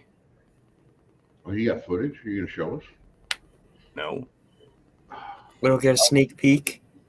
I was just making sure there's minimum of butt crack in the Speedy footage. Oh yeah. I had to edit. I whatever. I don't know what video it was, but I crawled under the car and she filmed me. My shirt went up over my gut. I had to edit that out. I won't edit out when I burp on screen, but yeah, people don't need to see that. Oh, this is gonna look cool in fucking speed footage. Oh, it's gonna be like reverse power washing, isn't it? Yeah, because you're gonna watch me grind all the floor, and then you're gonna watch me paint it all. Oh wow! I filmed this on like a super wide lens. That's your million view video right there. Reverse power washing. It's pretty bad when you got to use a broom to. Oh, that was me just beating on the freaking side of it. I forgot I filmed all that. Yeah, I think the highest viewed video I have is 7.5 thousand, and then it drops off steep after that. Mine is like 1,600. That's my highest, my highest count on or view count on a video. That was when we fired that 383 up and sitting for 40 years. My shorts do really good. Mine don't. I don't know why. Maybe they're just not entertaining. Mine stopped. I don't want to film any more shorts because it seems like the last couple shorts I did, I actually lost subscribers. I looked at the analytics. They cost me, guys. Like, when I look at shorts, if I can look at that. I don't know. I kind of prefer basketball shorts. Always longer. Oh, boy. Oh, I thought you meant like the 70s basketball shorts that were Oh, no. Everybody to wear. Well, yeah, like I did may 2 have a pair of those shorts. right now. 2 shorts of when I sold my 73 Charger like a week ago. One of them got 1,350. The other one got 1,325. Damn. And then I did a short of just spinning tires in a truck in the rain. That got 1,900.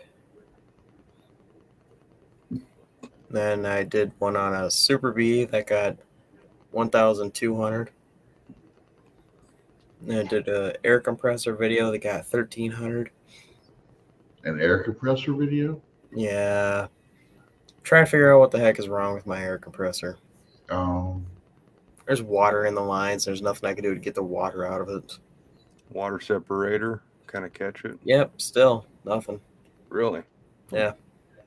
I've just got a cheap Harbor Freight water separator on mine. Me too, yeah. I just got a water separator on my paint gun. I saw that in the video. I thought that was kind of cool looking. I got the regulator and the water separator on the paint gun. I got to get me some new paint guns. Yeah. Brian needs to get himself a new paint gun. You're not going to be able to paint too well with a 3-inch spray pattern. I got this one. Hold on. Do you see it in that video, Jed? I gave him some shit just about, like the way he was painting you. Like when I paint a car, I paint it top to bottom. Right. So the way the dust doesn't get everywhere. Right. I got this professional. Ooh, that's pretty. The professional painters I know always say to paint bottom to top. My problem with that is by the time you get to the top, all that dry paint in the air is going to settle on the wet paint. Yeah, the dry spray, yeah. Yeah, so a lot of people go top to bottom. Yeah, I go top to bottom, but I always run the length of the car and then do like a 60% overlap. Top to bottom, 50-60% overlap, and you need a spray pattern bigger than 3 inches, Brian. Okay, well, hold on a second then, since you guys are giving out advice. Uh-oh. Let's repaint your quarter right there since you got paint showing through. Okay. You just start spraying lacquer thinner on all of it. That's actually that's a pretty good way to show shit. Yeah, it is. Good way to clean the gun out too. What do these knobs do? Oh, they should be labeled. Oh, which one is in line? Move it so I can see the tip. Yeah, show us the tip. That's great, Jed. That middle knob should be your fluid. This one? Yeah, because that's in line with the needle. That's in line with the needle, so that should be your fluid. Okay. How much paint sprays, right? Yeah. So crank that one all the way in. Crank that one all the way in, so I just cover it with paint. Okay. No. Anyway. No, you don't crank it in. You crank it out. If you crank it all the way in, you're not going to get any paint out. Oh, okay. Somebody said something. No. Hey, Brian. Somebody said something back that all the way out. Back it up, not all the way till it falls out, but all the way out. Squeeze your trigger. So the trigger's a 2-stage trigger. Well, squeeze your trigger all the way. Oh, okay. That's the acetone. My gun's clean. If you squeeze the trigger all the way and then turn that. I hope it doesn't come out that lackluster all the time. Turn the knob in until it runs to the handle. Can't help it. Now, well, okay, hold on. Okay. No, now, squeeze the trigger and then turn the knob in until it won't turn. Oh, okay. While you're squeezing the trigger. I'm going to lose all my. That's all right. It won't turn now. You're going to lose all your fluids. Lose all my fluids. Yeah, turn it in until I feel it pushing on the. Yep, that's wide open. And maybe go half a turn in if you want. Otherwise, half a turn to a full turn. Okay, now, okay. What's this top one do then? That, well, one of them, see the other two knobs, one of them is going to be fan, and the other one is going to be pressure. You never screw with your pressure. You always go all the way open, and then you run a pressure regulator on the bottom of your gun. What? I've screwed with all of it. What should my pressure be at? Do you have a knob coming out of the side of it too? No. How many knobs you got? No, but I got my pressure regulator down. 3, yeah. Okay. What should that be at when I'm painting? Between 20 and 30, depending on if you're doing paint primer. Way high up there. What were you spraying at, like 60? Yeah. Well, don't do that. You'll get dry spray and orange peel. That's what happened? Yeah. Oh, okay. All right. Yeah, that's what happens. I was more figuring his orange peel was from just the way the paint was laying down. It's like, and it's primer too, so it's like we got a spot here. We got a spot here with a dead stop. What controls the fan? Okay, you might need to actually spray to find out the. Stop squirting your. Stop doing that, Brian. I'm not done yet. Does it bother you? There we go. Nice big squirt. Oh man, that was right. I'm glad I'm not turning that heater on. Plug it into the compressor and get a piece of cardboard or something. We'll figure it out. No, that'd be way too loud. My compressor is way loud. Oh, I thought you would have pressure in your compressor. No. I just use that on the sand. Oh. One thing to keep in mind, Brian, so that trigger, it's got 2 stages. The first half is just air, and then the second half is actually paint. Once you go off the panel, you spray air. That's what I was doing, sort of. Yeah, you always have the air depressed, and you kind of just as you get onto the panel, then you apply the paint. When you get off, you let off the air and shit. Because you want to make sure you don't end up, like if you just were to spray and then just let go, you might get a little paint build up on the end of your tip, and then when you spray it again, it'll shoot that paint droplet or whatever build up. And you never want to like dead stop with paint on a panel. Like you want to fan it off the panel. You want it to blend. Don't want any droplets on your tip. I know. No. Well, you don't. Well, you want droplets on the tip. You just don't want them anywhere else. Hey, I'm behaving. I had that turned in way too far. Yeah, you probably did. You weren't getting. You can see where the clean. Well, you can't. Well, I don't know. You can see where the clean threads on here. That was turned in like 4 turns too far. Okay. If you could tell the difference between clean threads and dirty threads, your paint gun's dirty. Well, it's dirty. Look how dirty it is. Clean it. No. He did clean it. The parts that matter. I cleaned the end of it. Drop the whole. No, you got to take it apart to clean it. I did. Okay. See? Drop the whole thing. Drop the whole thing into a bucket of acetone and forget about it for an hour. No. Gasoline. I did that with the tip. I only put the tip in. What'd you say? I did that with the tip. I only put the tip in. That's great. The joke is just getting. Oh yeah. I gotta find some place to put my tunnel ram. On your engine? On my 440? Oh yeah, the engine that ain't here? Yeah. Well, speaking of which, are you getting that engine still? I don't know what engine I'm getting. I thought you said you made a deal with such and such. Yeah, I did, and I think I'm going to go with that engine because I know that engine runs. It's in a video. So are you going to go get it, or is he going to bring it to you? I'm going to go get it. I'm going on another adventure. Probably the 1st of May, around there. You got to film it. I was going with you. I want to meet the short guy. Ouch. There's a razor knife. He's very short. You could go with me. What is William, like 5'8"? I don't know. I've never met him. He did.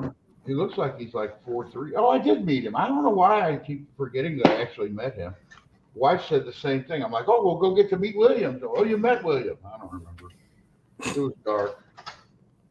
He was kind of Hobbit-like. So was my girlfriend. Yeah, you said it. I didn't. I've seen her feet. They're kind of hairy. I'm glad Ew. she wears socks all the time. This has gone way off the rails. That's what happens when you get us together. You are the conductor of the potty train. Get us back on track. This is your life. This is what happens when you let the inmates run the asylum. Oh my God! Why is it so? Don't worry, Brian's bringing it up. Why does 2 carburetors make this thing so heavy? Because they're heavy. The carburetors probably weigh more than the tunnel ram. They do. Speaking of which, I have no idea. Yeah, there's another dent for you. It'll be fine.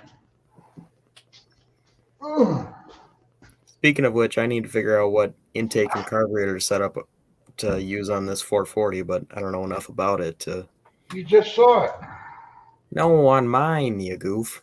Yeah, you just saw it. Yeah. No. One All like rams this. make everything better. No, I've got a Y-end accelerator intake. Okay. Anything better? I've been told that. Anything better now? And I've got torquers, I've got Edelbrock Performer RPM, I've been told that Mopar M1s are kind of the go-to. And accelerator. I just want to see for 440. Yeah. Do you? That's what I thought it was. Yeah. Negative. Basically like a stock dual plane. They call it an Action Plus. No, it's a single plane. No, the accelerator is a single plane. It's a single. Oh, then it's small block. No, it's big block. A big block accelerator? Accelerator, yeah. For a big block. Yeah. Single plane. I know the accelerator for the small block that I saw. Yeah, I've seen it for a small block, but never for a big block.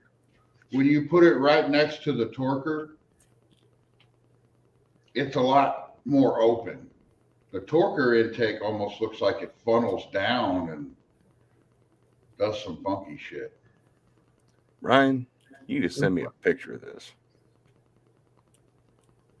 Oh, Ryan, not Brian. See? The younger one. The other one.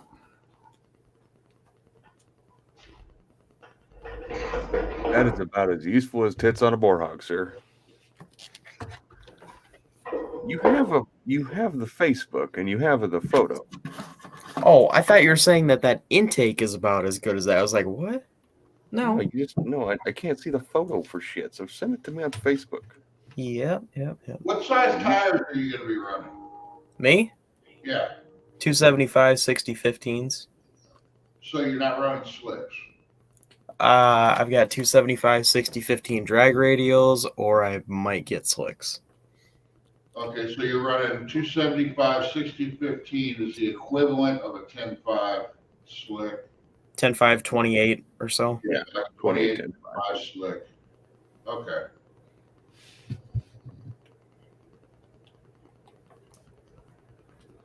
Oh, your wife sent me something. What kind of rear springs and stuff? Super stock. Okay. Oh shit, that's just a YN Team G. Must be before they called it the Team G. Yeah, I don't know a ton about them. I know it's what my dad ran on his 440, and he said it was the best. Yeah, it's a good single plane intake. It's got a little longer runner, so to give you a little more bottom end, it's not just straight up crazy. Mm-hmm. It's better than the other intakes you've mentioned. Not better than a Mopar M1, is it? No, the M1's got longer runners. That's what makes it so good. A long runner single plane is the best.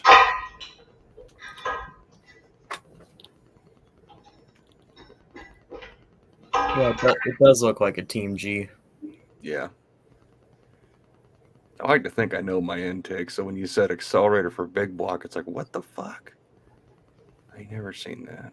I've seen them for small blocks. You ever seen an old man herniate himself on live on YouTube Live? Yeah. You're getting ready to. No, it was you last time too. What? I never. Lift with your back, not your knees. Yeah. Oh, dude, 727s don't weigh that much. This one does. I think it's a transmission mount.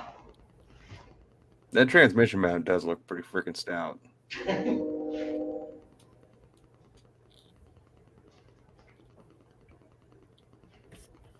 right. Yeah, sent a little better picture. Oh, that cleaned up nice. Yeah, that's just a freaking Team G, what it looks like. What else you got for options? I've got Torker 2. I've got... No, junk. Don't even bring those up. Those don't. No. I think I've got Edelbrock Performer RPM. Just an RPM? Like just an RPM, not an RPM? No. Just Performer RPM. Okay. Yeah. So out of those options, yeah, the accelerator. Or tunnel ram. A tunnel ram would be the ultimate. I mean, if you need a tunnel ram, let me just, there's a 3-deuce one there off Jezebel, and then there's the W2, and then there's a polished Hemi tunnel ram right there. And then in the next room over, the parts room, there's a low deck big block one, and then out in the garage, there's 3 Hemi tunnel rams, the magnesium one. Then there's another small block tunnel ram. Yeah, the only cool intake I have is a low deck 6-pack. Oh, I sold all mine except for the one that's on the satellite. The Edelbrock DP6B. Yeah. I just got in this parts deal at Edelbrock DP4B. That's a good intake. Good money, at least. I've been told, and of course, it's just what I've been told. I've been told they're basically just a aluminum cast iron version, pretty much. And they're a little bit better, but yeah. Yeah. A lot of Mopar guys will run that just because it's period correct. It looks like a stock intake. Yeah, they'll paint it and people won't notice unless they look close. Yeah, they'll run those on restoration cars. Or if they're building like a day two thing, I kind of want to go get that 440 blower intake just to make Brian drool. That's not yet. The problem with blower intakes is they're really boring looking. Mm-hmm. Unless you have a blower to go on. Yeah, I got rid of all my blowers. Yeah, I don't know about these valve covers that are on that engine. I don't know what to do with them. I'm going to keep them and use them, but I haven't watched your newest shit. I got to see what these valve covers are. They're the Mopar Performance. Oh. They're the bare aluminum ones. They're not the black wrinkle finish. That makes them more valuable, actually. Oh, really? Yeah, when they're bare or they're polished, they're worth more. I just didn't know what I want to run them. I want to use them. I just didn't know what I should do with them. If I should do the black wrinkle on them, or if I should leave them, or if I should polish them, or whatever. Polish them. I'd polish them. Paint them red. That's a transmission mount now.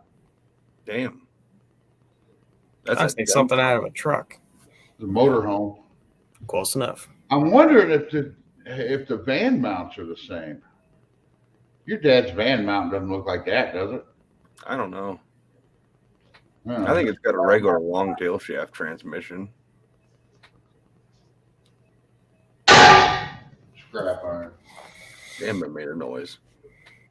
It's a little one.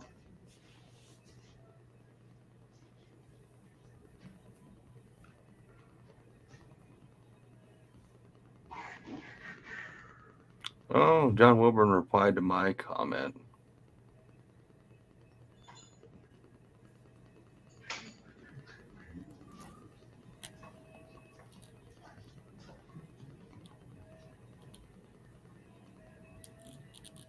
Oh, nice, John Wilburn. Okay. Positive things, hopefully. No.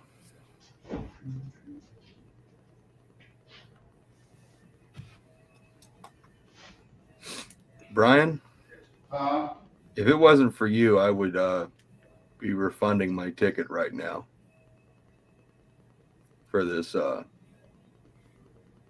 what you gotta do. No, I'm not. It's just the reply I got just now.